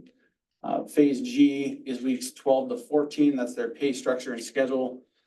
Based on the statistical analysis and market pay and job points, they basically establish or propose modifications to any pay structures the city may have and provide a schedule that includes pay ranges related on job points. Phase H is the implementation options, weeks 10 through 4, where they can draft options for implementation, implementing the study results, and coordinate with any existing plans or schedules or policies that the city has. Phase I is the final report and implementation. This is weeks 14 to 18. They prepare the final report and study. What they'll do is they'll draft recommendations to provisions to policies, the organizational chart, compensation pay plan to clearly, effectively, consistently and effectively manage compensation, and a variety of other things. Phase J, is weeks 18 to 22, and they will update job description format and draft new job descriptions. This is a key portion here, like Councilman Richards mentioned. Since I came in, I know this is something the staff has been asking for, is updated job descriptions. There's a lot of confusion as to what they are supposed to be doing. So it's one of those things I think is important, an important aspect of this offering that they provide. And basically that reviews and drafts updated format and templates for job descriptions. And they'll draft new and full job descriptions for all positions in a new format, up to 10 different classifications. Post-study section K there, post-study is employee job classification reviews again. They kind of go through that. L is weeks 12 through 16, which is their pay equity compliance testing. So with phase L, they'll just go through and they'll prepare and provide the city of Orinoco to complete a pay equity report on proposed job points and pay to ensure that they're within pay equity compliance, again, which is a Minnesota standard. And then the final phase M, they provide training on system maintenance and updating. This is a post-study thing. They'll go through and they'll train staff and management on maintaining and updating the job descriptions, job evaluations, stuff like that. And provide recommendations on a system for determining the validity for requests for reclassification or compensation changes in the future. They did have their list cost at a discounted price of $12,500 if we're already an existing customer for Clarity and Hood. And it includes all these services above: time, travel, mileage, and copy cost for initial use. And they're proposed to, the bill is in thirds. So you got a third is the base services plus the additional study lump sum cost up front. Then a second payment is due 8 weeks after the start of the study based on satisfactory progress. And then the final third is due upon completion of phase L for their study. They also offer a variety of other services that you can see in here for an extra cost, if you will. They do extra employee interviews, variable pay system, additional market data, and diversity, equity, and inclusion initiatives as well. And then they have additional job classification or same job classifications after the study is complete, the services they provide. Is listed here as well: individual job, full analysis and evaluations. We gotta bring them back for new stuff. Individual job evaluations and more market surveys. And then they list their consultants as well as clients, area clients. There's a list of those as well. We'll go on to the next one, DDA proposal. They kind of break down their proposal a little bit differently. They distinguish three major factors for their providers and goes through just kind of describing what they do and what they bring to the table as far as their years of public experience, how they feel the classification and compensation can and should be managed as a practical, common sense process, not a theoretical or statistical experience and regression analysis. And they think a compensation study should be actively managed as an ongoing program, not something that's done once and forgot about for years and then come back to and gotta go restart the whole process. Involvement with personnel, They like to engage the staff to ensure that everybody's understanding the project and individual roles in the project, and that overall expectations and needs are being met and their deadlines are being met. Working with the staff and project team, they do have working committee and other groups to share the needs of the information and solicit input, provide updates. Again, just communicating basic back and forth between staff and our staff and their staff. What they provide, they present a clear project plan. They'll use different technologies to share and collaborate the documents. Provide an environment that solicits and welcomes ideas and then strategies for employees to their different terms. And basically just respond to the project team needs in a timely manner. They do have included costs for up to 10 different jobs, and we'll go over this because this is again at the end. So if you're following along here on this in the booklet, we'll kind of skip over that and hit that at the end. Their proposal contains different things, and here as you can read, firm and qualifications, philosophy of compensation and classification studies. Their service team references project plan and timeline, project investments, and then just information about their clients and their offices. So they give a further breakdown of each one of those on the following pages. Just kind of their qualifications and other services that they provide. You can go on to the next page, page 5 here, where it provides a breakdown of just kind of their different, excuse me, here, the 5 different subjects that they'll touch on using the compensation model. Basically incorporates all the latest data on the competitive market conditions and be organized. Those include market data, pay structure, job descriptions, internal equity, and pay ranges. They then list their philosophy for compensation and classification studies. And they kind of break those down. And they base those on 3 different things: having updated job descriptions, market competitiveness set by a dedicated pay philosophy, and pay equity. And then they go on the next page, they list their firm's qualifications, who they kind of are, and their supporting team members. They also provide different references here, similar to what Flaherty and Hood did. They just give a little more detail of contact information for them. Moving on to page 10, it breaks down their project phases. We've got their position reviews. Well, project orientation is first. As a first step is to review and analyze the data provided by the client, any existing job descriptions, job evaluation systems, policies, pay philosophies, and pay strategies, current compensation model, pay equity, and any other data that's available to them. So the project administration will meet with the project team to develop and confirm detailed project schedule and review system history and materials. They'll work on a communication strategy and set up employee orientation sessions. That's an optional one.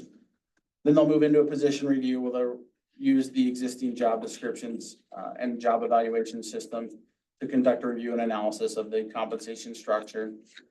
Then they'll dive into next phase is labor and market analysis. They'll work with the project team to confirm the labor market and identify comparable organizations, and while gathering data from other sources.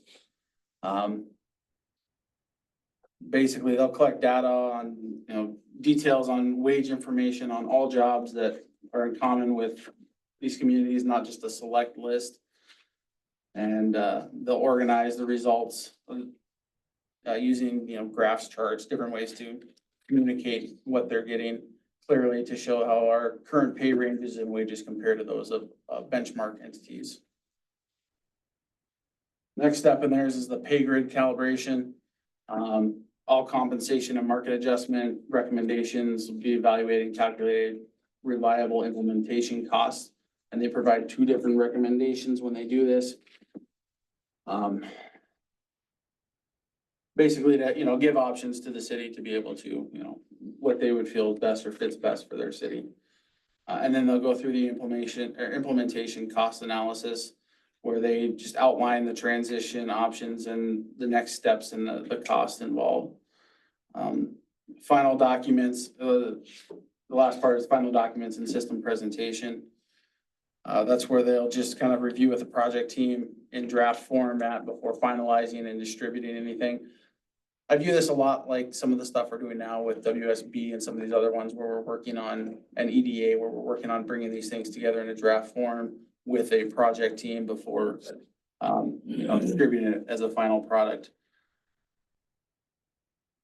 Their final report will include comprehensive findings, recommendations, description of methodologies they used, data analysis and resources to maintain classification and compensation changes. So they do provide additional services, job classification, job description rewrites, ongoing maintenance as well. And then provide budget support, as I think is part of that ongoing maintenance is budget support. By recommending adjustment to pay plan in the coming year based on COLA and other factors. And preparing up to analysis of budget impacts or alternative wage adjustments. So you look at their project investments, they've got 5 different options here with varying prices from the low end of 3,000. That's just their optional maintenance, their ongoing maintenance, but the basic comprehensive study at 3,310. The compensation study market analysis amended or established compensation system at 5,310. Compensation study market analysis amended or established compensation system implementation analysis and strategy for compensation 7,310, or their full classification and compensation study for 8,910. And then they finish out by listing out their client cities that they work with and other government entities and their offices. This is who Mike Bonnie works for, isn't it? It's the, yeah, David the The DDA division, name, yeah. it's a division. HR division versus a financial division. Right, Vance. He's works for David Drown. Yes. Yeah. That's his parent company. So that is the pay study stuff. Like I said, I've reached out to these companies a while ago and got this information. This is something that staff has been asking for, and I know that we need to make sure we're in compliance with our pay equity as well.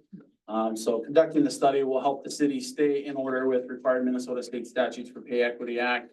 Also provide an update on job descriptions for staff, which, like I said, we're asked for since I've been here.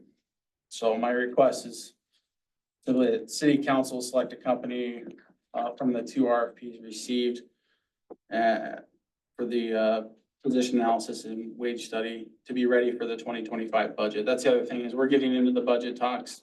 And this is something that, as we come into the next year, we need to make sure we've got all our ducks in a row with pay for staff and all that stuff. We want to make sure we're up to par with that. So having this study done prior to completing the 2025 budget would be important. You think that's possible? No. I think what's possible Because normally we're in budget talks, workshops right now, right? In July. On July, they started in Alphas, but August is when we started having the workshops. August. Into September. Wait, is there a motion here that's been put forth? For a motion? Okay. Was there a second?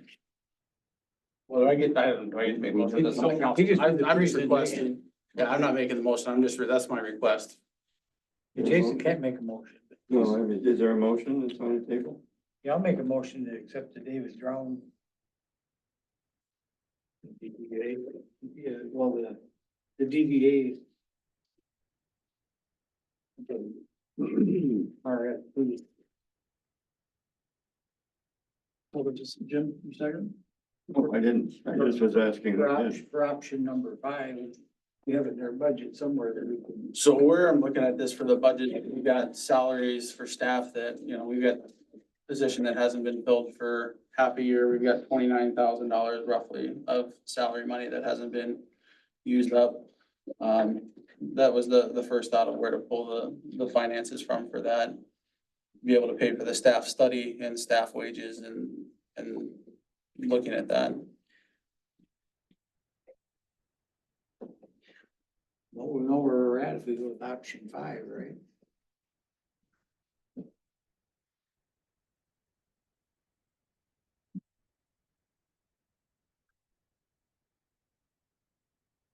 I have a question for you on this option 5. I see this ongoing, and so before I vote on, I want to understand, is this a cost that is incurred every single year? Well, that's a good question. No, from my understanding, this is the cost for this, and then if there's ongoing maintenance, it would be like, and I'd have to get more information from them. My understanding is Back to the 3,000. there would be an additional $3,000 cost for ongoing maintenance on top of the 8910 for their full classification and comprehension or compensation study. So I'm assuming then this ongoing maintenance would probably be a year? Cause I don't know, they didn't specify, and I mean, it would be something to reach out to. Maybe we should clarify that before we Yeah. go any further. Well, that's something that Like- I will bring to that. That's something that, you know, we can address throughout the process, you know, and look at later. This is a multi-month process where that decision necessarily doesn't have to be made right now, Yep. and we can find that information out along the way. So.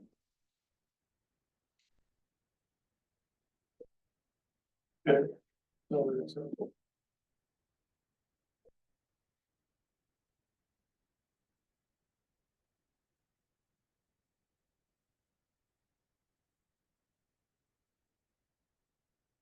if you're looking for a motion, we have a motion. Did you, I withdraw my motion till we know where we're at on it. I guess we need to know. We need to know. I wanna make sure, 'cause I didn't hear a second, so. I agree. I want to know what we're, More information. how much money we're voting on, for sure. So just for comparison, well, we'll wait until you get back, then we can discuss Yeah, it more. we don't know which one, because there's so many variables that there are in that Yeah, one. and so. compare it to the other one. Yeah. Okay, Yeah, you're not comparing apples to apples there.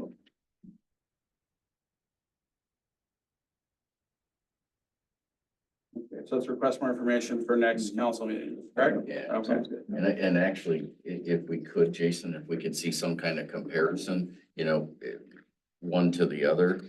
I mean, because the one you just showed has got a lot, the one from Flattery would have a lot.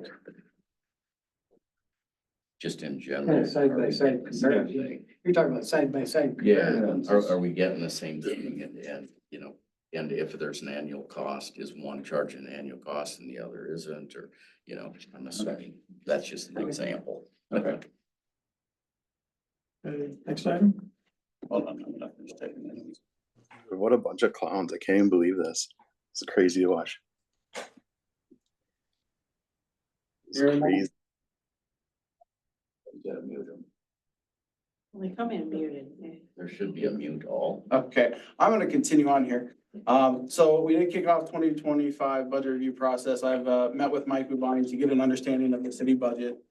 Being my first year as city administrator here, wanting to understand what was done prior years and how this is all working. So I did sit down with him, and I have started to sit down with staff, AKA Kane. We've been working through his sections of the budget to get those prepared, and I'll be working through mine as well. The reason for that is I want to be able to bring to the work sessions, college, the work sessions, with the information already, so we're not wasting time and wasting your time and anybody else's time who may show up for those, so they can be effective work sessions. So like I say on here, I'll be looking to start scheduling workshops, with staff and city council in the coming months, so that way we can, effectively get through this budget here. We discussed the fallen trees in the park already with Kane.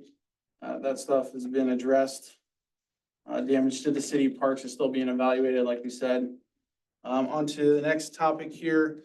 There is been looking at different software programs, that for agenda, minute, and video management. This is a management software program that I feel would be beneficial for the city have, again, moving forward, trying to move the city forward with technology and everything else. We want to make sure that we're open and communicate transparent with the citizens of the city, and I think that this technology will help. I have had meetings with two different companies, Diligent and Granicus. And found that Diligent offers more of what we need to advance the city and again, provide that, more to the community and citizens. I have attached a proposal from Diligent that outlays their product and pricing. This is something that was budgeted for in the 2024 fiscal year. I believe it was under software, computer and internet, budget. I do have a video that I'd like to show. It's about a 5-minute video here, Renee, if you want to pull that up. It's their presentation video from Diligent that shows their software. So we're gonna share screen. No. It's hot and muggy in here. It's the middle one. All right. Hit share at the bottom. And then hit play. Communities are complex networks, of people, relationships, and institutions. And elected boards are at the center of it all. Governance management for education and local government is no small task. You want to streamline the governance process, build trust through transparency, and positively impact your community. But administrative inefficiencies, increasing public scrutiny, and heightened security concerns are slowing you down. Enter Diligent Community. Brought to you by the trusted team behind Board Docs. It's the next generation governance solution tailored for public and elected boards. Diligent Community empowers you to create and manage your agenda effortlessly. Picture this, a simple drag and drop agenda builder that adapts to your unique needs. Create a customized workflow to allow submission of agenda items from across your organization. And easily assign and update designated or alternate approvers to keep items flowing. You can preview both public and private agendas before publishing, and even schedule the agenda release for a specific date to comply with your organization's open meetings requirements.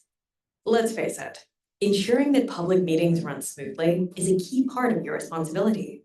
With Diligent Community, you can engage participants and execute your meetings more efficiently. Project the agenda and attachments onto the screen to follow along, while easily capturing meeting minutes and keeping detailed records of every motion and vote, whether digital or manual. The governance of public organizations is a 24/7 job. Access Diligent Community on any device, ensuring seamless connectivity wherever you are. Receive text or email notifications upon agenda release for a quick and easy way to stay informed. Access documents directly on your mobile device, or print full agenda packets with attachments in a single step. Board members can review and annotate agendas and supporting documents privately with confidence, using purpose-built tools backed by industry-leading security. Keep your community informed with a single source for meeting agendas, live stream broadcasts, minutes, and policies. Members of the public can experience the added benefits of powerful search tools to easily find information, request to speak during public comment sections, and subscribe to meeting notifications so they never miss a beat. The integrated calendar enables positive public engagement for an inclusive experience that reflects your commitment to building trust and transparency, all while maintaining ADA accessibility standards for all of your public and elected boards' published information.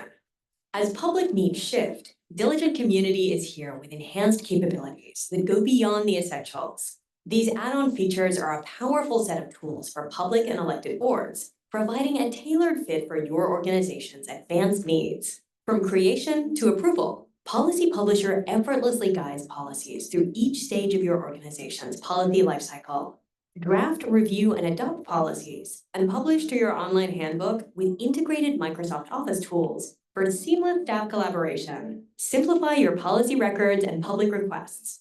Policy Publisher for Diligent Community maintains an auditable version history and timeline for each policy. Committee Manager allows for seamless control and enhanced collaboration. Effortlessly manage multiple governing bodies and leverage the same powerful tools for distinct groups, easily maintaining permissions and access for committee members. But that's not all. Empower your community by enabling them to subscribe to notifications for meetings or specific committees and working groups. Livestream Manager lets you engage your community with the seamless integration of live stream video, where timestamps and live closed captioning improve transparency and accessibility. Embed video alongside agendas and meetings, enabling the public to stay in the loop no matter where they are or what device they're on. The call for transparency, efficiency, and accountability is louder than ever. With over 2 decades of knowledge and innovation for public and elected boards, Diligent Community is the next generation governance solution designed to modernize the experience for your staff, board members, and the public. Are you ready to experience the future of governance for education and local government? Diligent Community by Diligent, the leading governance, risk, and compliance SaaS platform, trusted by over 750,000 board members worldwide.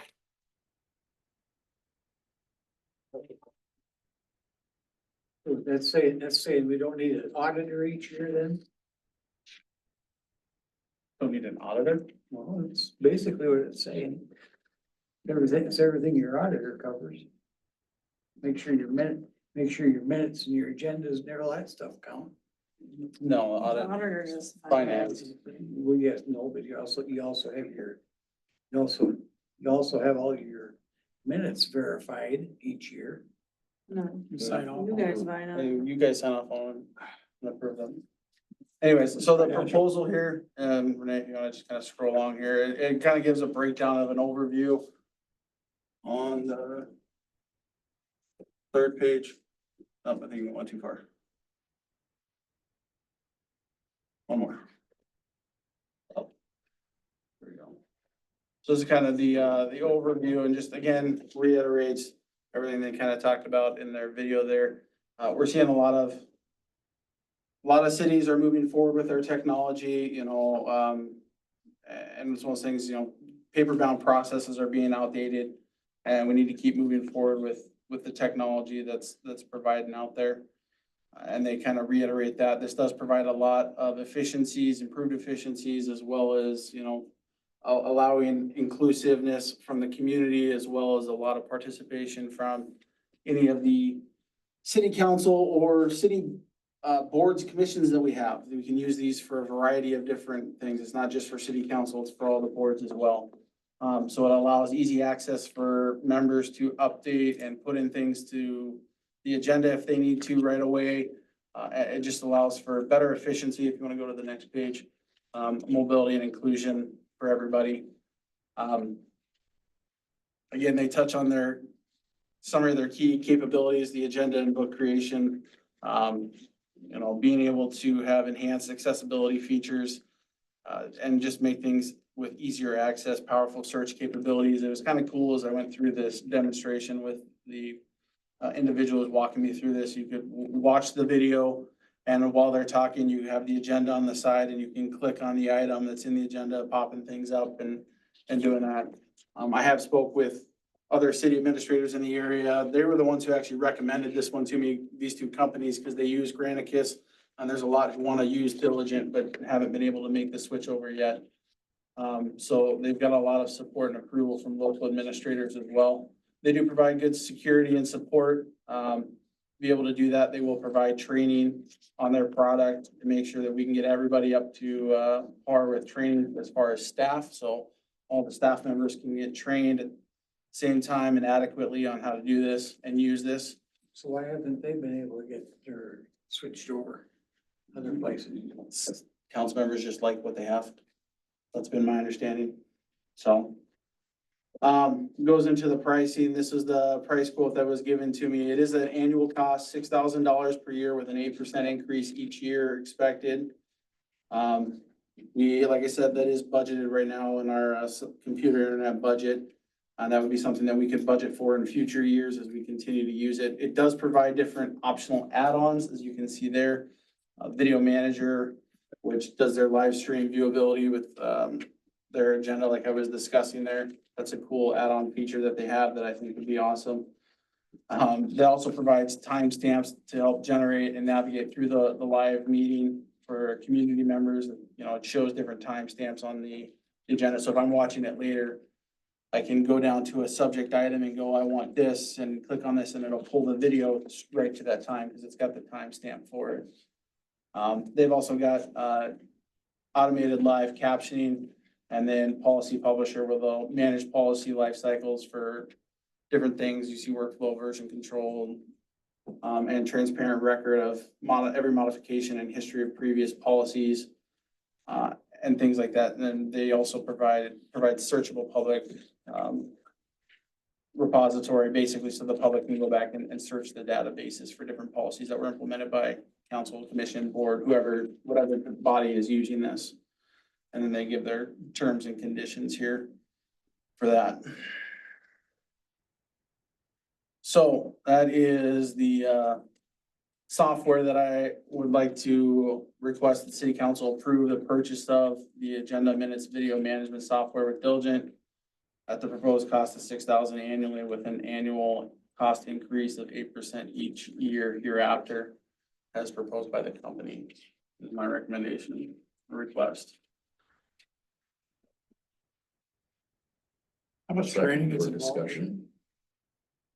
Sorry. Or, oh, I thought- Is there a motion on the floor? I'm sorry. Can I make a motion? Yeah, that's fine. You make a motion? No, I'm asking for somebody to make a motion. Oh, I'll make a This is motion that Nathan, we yeah. consider purchasing Diligent Community software package. For a second? I'll second for discussion. You know, I'm seeing here too, the video part of it, that's, an optional add-on for $3,600 a year. The Fox animated, that they showed on there for live captioning is another $12.50. And the policy publisher, okay, is another $2,200, and that, don't have the total for that, plus that 8% increase per year.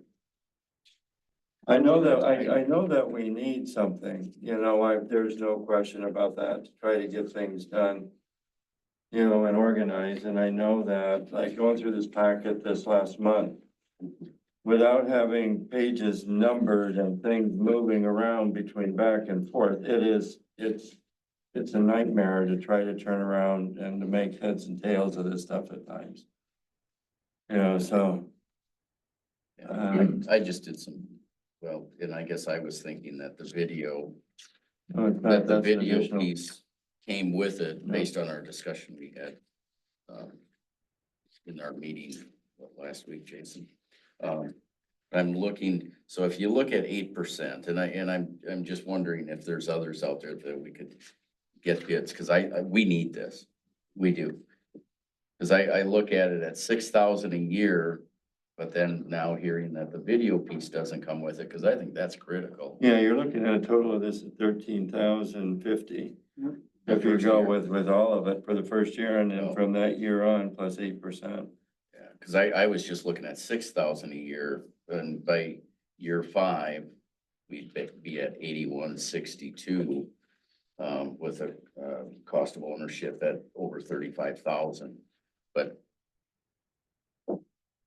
I guess I would look at the cost or the value it brings. Nobody likes doing minutes. And, you know, if we could automate the agendas. And that's kind of what I was looking at. I was just looking at the base price, the $6,000 for the agenda and the minutes and stuff, and see how we like it. Run it for a year, run the program. Because again, I'm trying to advance the city in technology, and this is one of the leading ones that I've heard from across the state at all my meetings with people. And it's the one that everybody seems to like the most, as far as the city administrators that I've talked with and clerks that I've talked with that are at these, you know, conferences and whatnot. This has been their top one that they like. And so that's why, you know, I'm not worried about the add-ons right now. That's something that we can address in future years if we need to. I'm just concerned with getting the base stuff, more or less, is my concern, to be able to see how the program works, see if it's working efficiently for us and what we need. Can we get the first month and try this out without making a commitment for the 6,000, just to see what it's all about? I have no idea. I'd have to ask. Well, would you ask on that? Because I think that makes a difference. Because I don't want to commit to something that's not really going to work the way we want it to work. That's true. You know, and at least see what it is, to give it a try. And the other question I would ask, has anyone mentioned any of the Microsoft tools? Does Microsoft have anything like this? Because I know we already have the old 365 subscription. Yep, I've asked that for them and nobody's been impressed with it. These different companies that do these are more. Yeah, specialized is a good word. for city government work, for everything that city government does with their agendas and minutes and packets. They're geared towards that kind of work. So the other ones are not, and it's something that I feel would just we'd have more problems with at the end of it. Yeah, the timeliness on getting all this stuff done is definitely something that we've got to work with, and there's no question about that, you know, and it's something, and that's why I'd like to give it a try and see if we can try it for 30 days. What's the installation and training costs or training? Training is time figured included. in on- There's a learning curve to it, so. Learning curve to everything, and Well, that's, exactly, that's, but I mean- that depends on the individual person, I guess, as to what their learning curve is. I like to think I can pick up technology pretty quickly, so, I mean, That's cool. it would take a little bit of time to learn it, I guess. But you're not the only one gonna be working. with it. No, I know, Well, that's what I'm but saying. it's one of those things, like I said, that's an individual one that, you know, is up to the individual users, how well they dive into it. You know, like I said, this would be access, every council member would have some sort of access to this to be able to add and do things in view, as well as committee members and stuff. Once we get this up and going, that's part of the intention, is to be able to do this. So you sit down at home and go, hey, I got this thing I need to put in and get ready for the packet. So instead of trying to play this email chain up, goes to me, or it goes to Renee, or it goes to the Orinoco Gmail agenda account, we have one spot where it can all get put and get sent, and we're not shuffling through 3-4 different emails and trying to rush to get things because everybody's sending everything everywhere. This will help streamline that and get this become more efficient. I look at the efficiency of this, and I think that, you know, that could be, take 15% of somebody's work off their table, just the efficiency of getting it done, and I think that would be a small price to pay per year versus somebody that's doing it manually right now. So I think it's a very improve efficiency and grow from it and get into these other add-ons too, like we're talking about. So You know, I mean, I'm all for a tool like this. I like your idea if they, you know, Let us try it. aside from the base, Yeah. because the base, just the base, there's a lot to gain. Yeah, oh, absolutely, getting that. You know, stuff done. and would they, you know, if you do the base, would they let you try some of these others out? Well, I'd you know, like to for a do the month or base. two? I like. Well, to do the base if we first. purchase the base, I'm sure we could probably sweet talk them into allowing some, but I don't think they'd just be like, well, yeah, sure, we'll let you. I don't know, it's, You're running a business, I would look at it, like, well, Could you try and see if we can get a month and see what it looks like? I can certainly try. Cause I mean, it's something we need. I'm not saying we don't. I mean, I'm 100% on that. I just wanna make sure we get the right one if that's what we're doing, so. we try. but at the very least, like Jason said, the 6,000 per year is kind of an introductory type approach to this. It'd take you a year before you really knew where you're. Well, I'll say that with that, you know, an introductory month is great, but, again, it's gonna take time to learn it, so I don't know that first month will really be able to say, yeah, this is the greatest thing ever, because we're still learning the product. And so I don't know that will change anything or not, you know, with just the month, just putting that out there. It'd take a good half year to get everybody clicking right on it. I guess what I would say, why not do it a year? It's $6,000. Do it a year and reevaluate after a year, you know, if there's something better out there, cause we need this. I Yeah, mean, no question minutes, about that. minutes are had been a big problem. While the previous city administrator was here, I mean, we were like a year behind. And that has its own And ramifications. we are So starting to I'm- catch up, I'm putting that. No, I'm not saying anything about But- that, but I'm just saying that piece of work alone is a lot of work. Everybody hates taking minutes. So I would say agendas and minutes, try it for a There's year, some but see if you can committees get use the it other. too also, Yes, Right? yeah, I'm trying to remember. But I think the committees would appreciate this too. Committee's 5-pack, so, it says right on here in the pricing, separation templates, viewing and publishing permissions for 5 additional committees. I don't know that we've kind of got maybe 5. Parks, Water and P and Z. So, I mean, I think we're set there with that. ADA. Yeah, cause you know, one of the things that I see is the search capacity for these meetings, cause I'm with Jim. This agenda packet was a nightmare to understand what belonged to what agenda item. There's nothing numbered. But if someone can search, if we could sit here and search and people could search, that's huge. Okay, I think we have some good comments, so. Yeah. All in favor of the purchase signify by saying aye.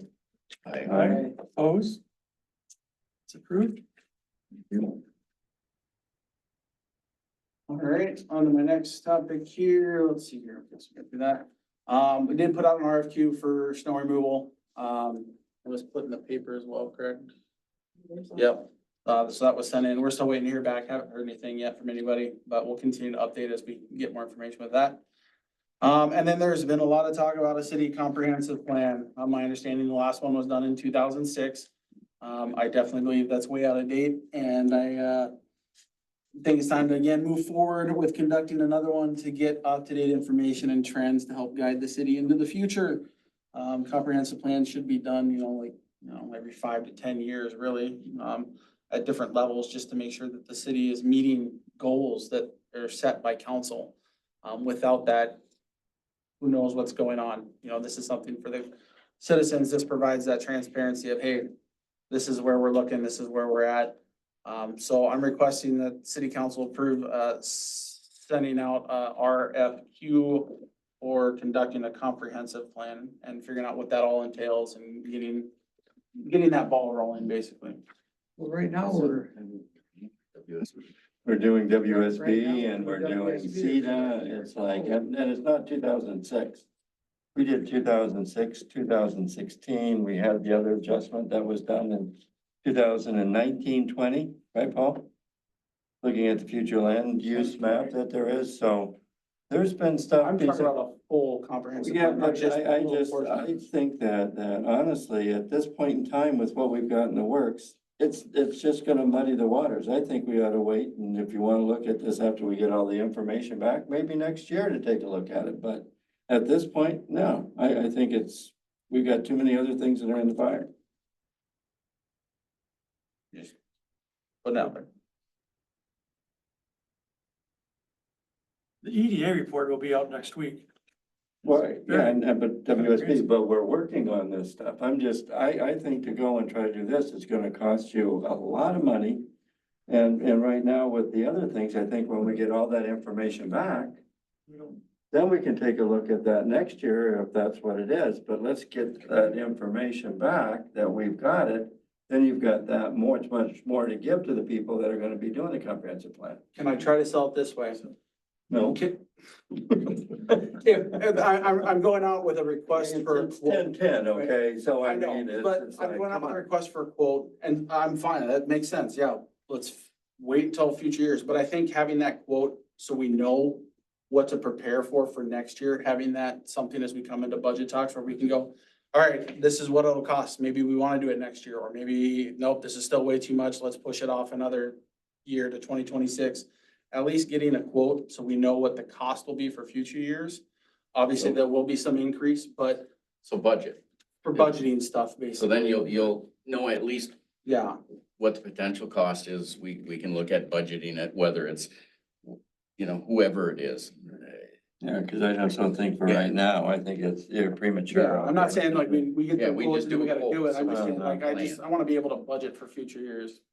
No, My only comment is, it is a lot of work and costs a lot of money to put those proposals together. Exactly. Oh, yeah. It costs $5,000-10,000 to put a really good proposal together.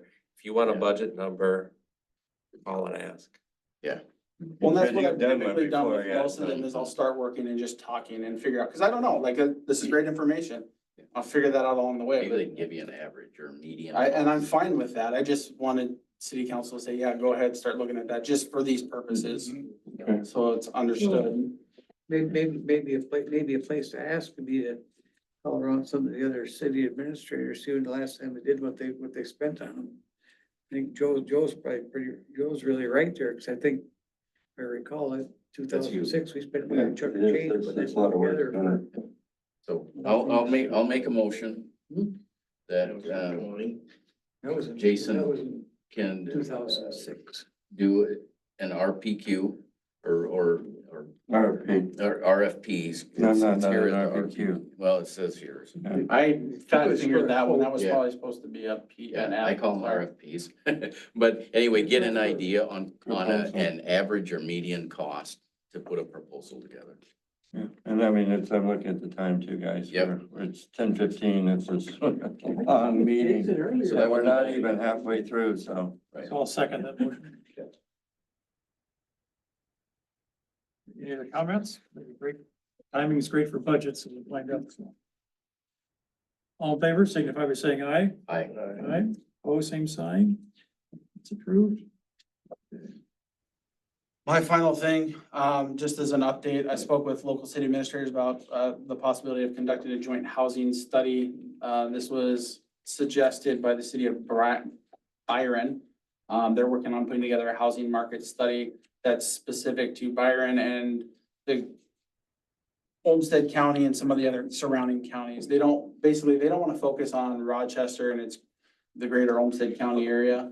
They're interested more in the smaller cities, including Pine Island, Zumbrota, Stewartville, us, and seeing if, it would be worth it to do a collaborative event to put together for a housing market study. This is just the initial talks. We've just been kind of spitballing. I don't have any other information yet. I've got a report for you that's been done by Olmsted County. I was at that a little over a year ago. I'll be glad to share that with you. That's already done. Okay. So this was something that they felt that is needed in the area that's not Olmsted County and Rochester, which is why they're looking at doing it. But they were looking at including other smaller cities, one, to help ease the cost overall for everybody. And just to really focus on the smaller cities in the region. Like I said, not just Olmsted County, but the region, which is why you've got Pine Island, Zumbrota, and other ones. There were some other ones as well included in the email, but those are the ones that have responded back in the positive. So just an update there, and that's my. I'll be glad to take a look at that. I'll be glad to, share that with you. Yep. so Okay, next. All right. I would make a motion if we can get these action items. This is like taking forever. It's like, Yeah, next item is Public Works, Streets and Roads, not Public Works, Streets and Roads. So, in your packet is a memo from McCain regarding speed limits on Minnesota Avenue. There was a motion, I think. Jim, did you have a motion we missed? I make a motion, we approve the suggested speed limits on Minnesota Avenue. The 30, 40, and the 50 mile an hour locations. I Sign second it. locations. Is there a second? I second it. And I made a motion that we look at, given the fact of the time, look at the action items, and if there's anything that we can move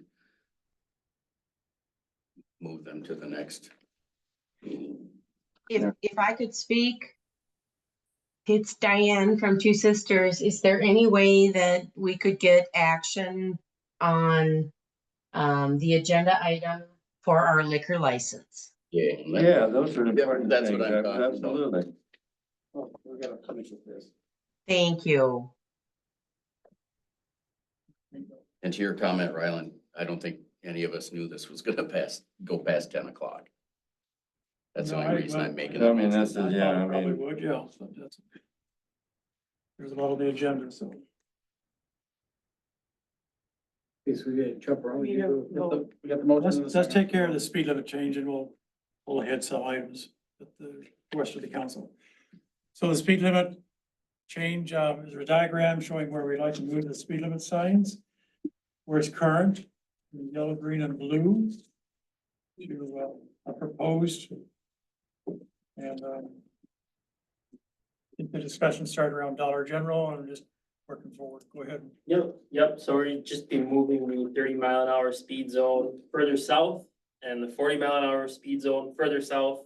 And then south of Cedar Center Avenue, it would return to 50 miles an hour.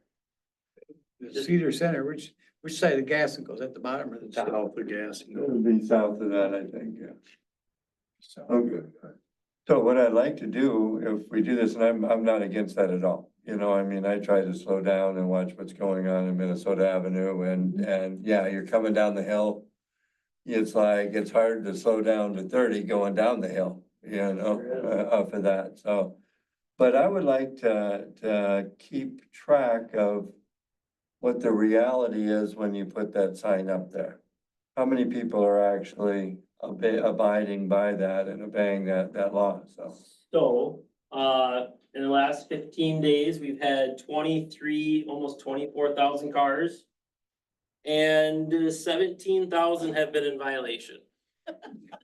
So there's the if you data. move it, if you move it up there, you're still gonna have the same amount of violation, That's not what he's talking about moving. No, He's talking about moving the actual speed limits. I know that, okay. Wow. I mean, it's tough, like I said, going down that hill, I mean, I watch what there is, and by the time you come down there, you're speeding up a little bit, you're hitting your brakes just to get it down there, so. Just try it and see what it does. Yeah. And it's reality. So what where are you moving the these guys are radar saying. detection device to? So the radar sign will get moved further south on Minnesota Avenue, Right. in between Discount Auto and the lumberyard. And that will be where the new 30 mph starts. Okay. So there'll be plenty of signage, flags, letting drivers know what the new changes are gonna be, so. I think it's a great idea, I really do, you know, especially with Dollar General coming in, that you wanna try to, you know, keep that down a little bit, so. So, do you have a motion? Motion, I make a motion to We have a approve it. motion. Oh, you got a motion, I'll second that. Ryan and Irv, so. Okay. Any other comments? And when would you change this? It'll probably be next week. 7 AM. So we're just gonna make, maybe wanna make an announcement on Facebook or. Yeah, definitely try to communicate with the residents and like you say, there'll be plenty of signs and flags and let people know what we're doing. Okay, thank you, Kane. Thanks. Thanks. All in favor, signify by saying aye. Aye. Opposed? Like, go down the action items real quick. Okay. I think you're good. I don't think you have anything else on there. Yeah, we got action items. No, him. Oh, no, yeah, you're okay. Oh, sorry. Thanks, Joe. Thanks, guys. Have a good Thanks, night. Joe. Can we just do Let's action? just pull ahead, under new business. However you want, Yeah, let's just do B. Yeah. So, for B, let's do B and C. I make a motion to approve it. We've all been waiting here for the unfinished business action item for the market value appraisal for Cedar Woodlands drain field. Oh, This will be a real quick motion for these two liquor licenses, and then we'll come back up to the drain field. so you made a motion. I make a motion to approve the liquor license for Two Sisters. And I'll second. Any other comments? All those in favor, signify by saying aye. Aye. I make a motion. We approve the temporary liquor license for Emerald Falls Winery during Gold Rush. Second. Thank you, gentlemen. We will all have a drink waiting for you. Thanks for hanging in there. Thanks, Thank Ann. you. I didn't realize you- Right? All in favor, signify by saying aye. Aye. I Aye. Okay, it's approved. make a motion that we approve National Night Out be hosted at the community center on August 6th. So we do community center instead of the park. Let's switch things up. Community center, right? Okay. Second. Is that, I second it. Everybody did there too. all in favor, signify by saying aye. Aye. Okay. And one more quick one, I make a motion, we approve office closure on August 16th. Second. All in favor, say aye. Aye. Aye. Go back up to the, action item under unfinished business is the market value appraisal for Cedar Woodlands drain field. So. It's in your packet is a, appraisal for the. We went out, we got approval to go to Moorfield Appraisal Group to get a appraisal, market value consideration for the drain field. And in your packet, there's quite a large packet of information, qualifications, examples of comparable land sales. And, they came back with a value of $14,000 market value consideration for the council to consider. So Ryland, I'm just confused here. I thought that we got the appraisal for the purpose of selling the property to the developer. That's true. And now we're probably gonna deny the development request. So why we need, I mean, I guess I'm confused. What is the action that's gonna be taken regarding the appraisal? Are we still selling it to the developer?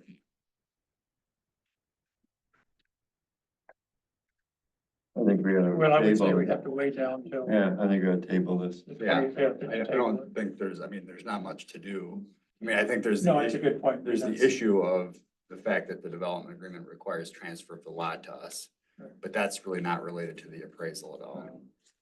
And So it so, really accomplished what we set out to find out a value. right, for the purpose of selling it to the Just leave it developer. at that now, for now. Right. And that doesn't mean that we've agreed on the pricing or anything else. I mean, that's all gonna come back afterwards, cause I don't say I'm. It's a late night, I'm just trying to short circuit it. Yeah. No, I'm with you on that too. Right. Okay, so I'm not agreeing on that price at all. So And I think we have to look at how we offer it. we just, there's some, have to Point go the along finger, with say that. Yeah. we're gonna offer it to you. We don't wanna look like.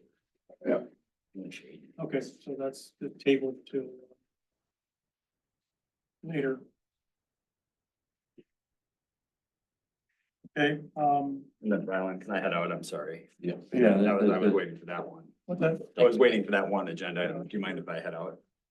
Jason, I should ask. Yeah, go. Okay, thank you. Much love, I'm paying you now. Yeah, okay. so the other, it's just update, I kind of commented on that already. New business. We're gonna be receiving a, expected LGA Small City Assistance in July of $107,256, which is in your packet. And, there are some guidelines of how that money can be used. From MnDOT or from LMC. The transportation funding estimates that were given to us, so. We have 2 years to use the funds for streets. So, then there's also an LGA.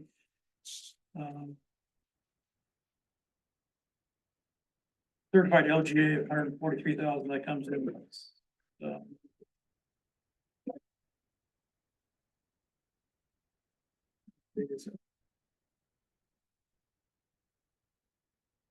It's usually in the summertime, I think, the LGA. Yeah. Yeah, okay. So it's just an update. Consent items. We have a, one to pull out for expense. I just wanna make sure the folks in the room are waiting on that they understand that conversation was tabled. Okay, so we're tabling to the special agenda meeting. No, just, not for a special agenda meeting. No, Okay, that's why I'm asking. no. That's gonna be an open meeting if there is for that, not as a table, a closed meeting for that discussion. So we were wondering about the extension, because we have to turn it over to the city before that meeting. Right, so that, we wrote them a letter, I copied the council and said they had, I talked to their lawyer, the lawyer acknowledged they had to send us the transfer of the property. So I didn't see there was any issue. So we sent them a letter telling them they had to do it within 30 days. I don't see the issue. I don't get it. So that's where we're at.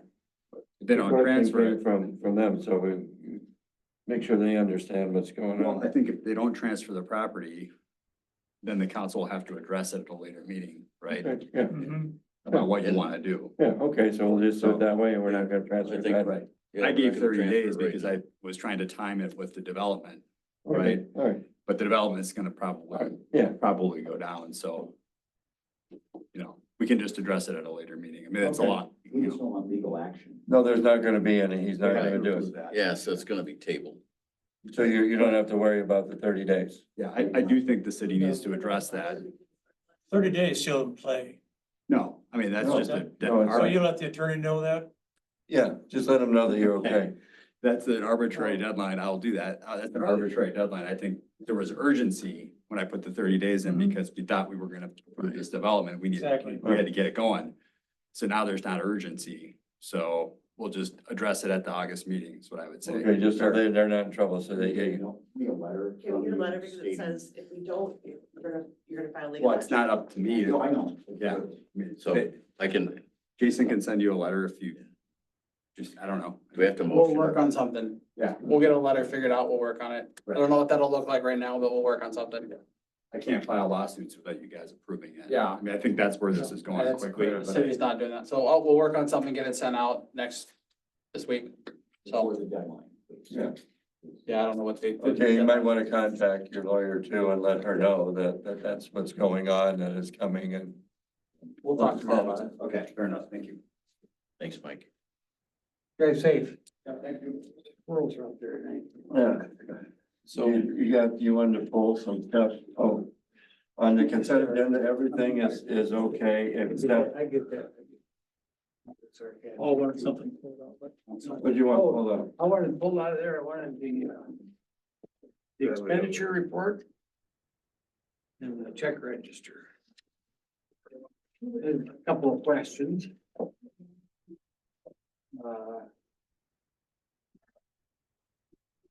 On line 33, 632, it's maintenance agreements. We have budgeted 41,000. You're back in the expenditure, you're not in check register then. No, I'm on the expenditure report. I heard you say check Yeah, register. both of them. Okay, where again? What is it? Page 1, Yeah. line 33, 632, fund. Okay. We have a budget of $41,500. And I'm curious what it is. It's a maintenance agreement. We've got $8,000 of it spent. But I'm just curious what it is.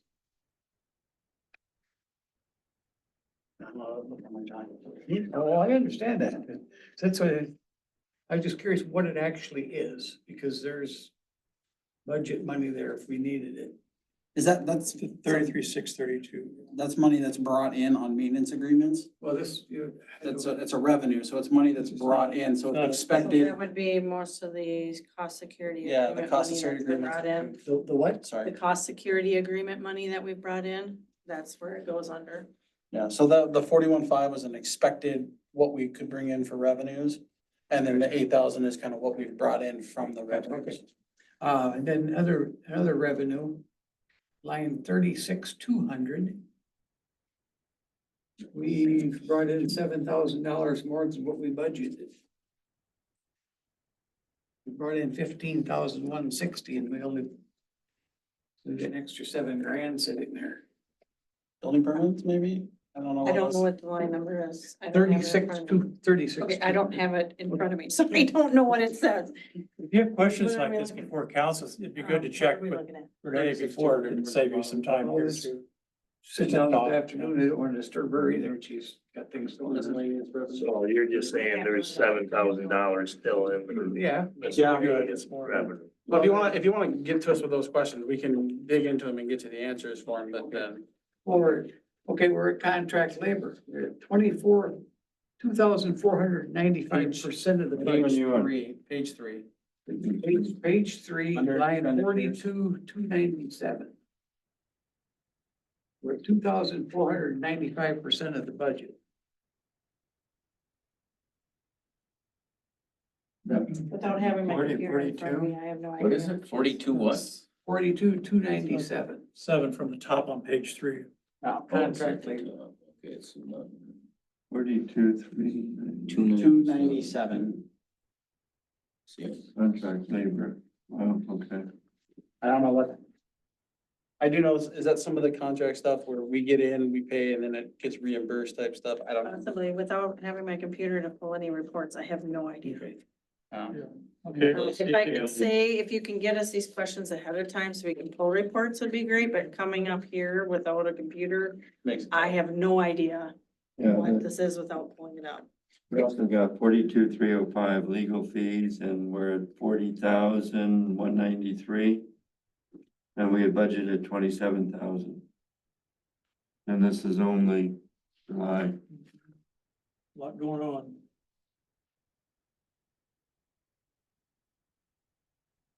Yeah, that's at 146% of the budget. Yeah.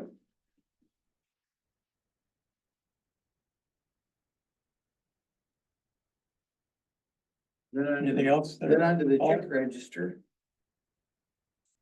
Page one of the check register. Check number 7880 for $1,168 for Amazon Capital Services. Says for Public Works. Which number is it? What line? 7880. It's $1,168. Yep. Okay. Have to, I don't know, pull that. Then I see we had to write a check for sales commission on that vehicle we sold for. We had to write a check for that. That didn't come out of the proceeds. Okay. That seems odd. Most people take them right out of the proceeds or the buyer pays the commission. The buyer paid us directly. Okay. Okay. We're good. Move to that. If you look on page 8, the top of it, you Page see, 8. top of page 8, we're 50% into the year. And our expenditures are only 32%. So overall, that's a good thing, but individually, we got. That's a good thing. Individually. There's an issue. But stuff needs to. I make a motion to approve the consent agenda. Second. Favor say aye. Aye. Make a motion, meeting adjourned at 10:35. Second. All in favor, signify by saying aye. Aye. Meeting adjourned. Thank you. Got you out here, Brett. You got right here for you. Hey, you know, just looks sad. Put it in a little wrap up. Just put it in a little elbow work. This was the big one on the end of the. Yeah, it was. This was the big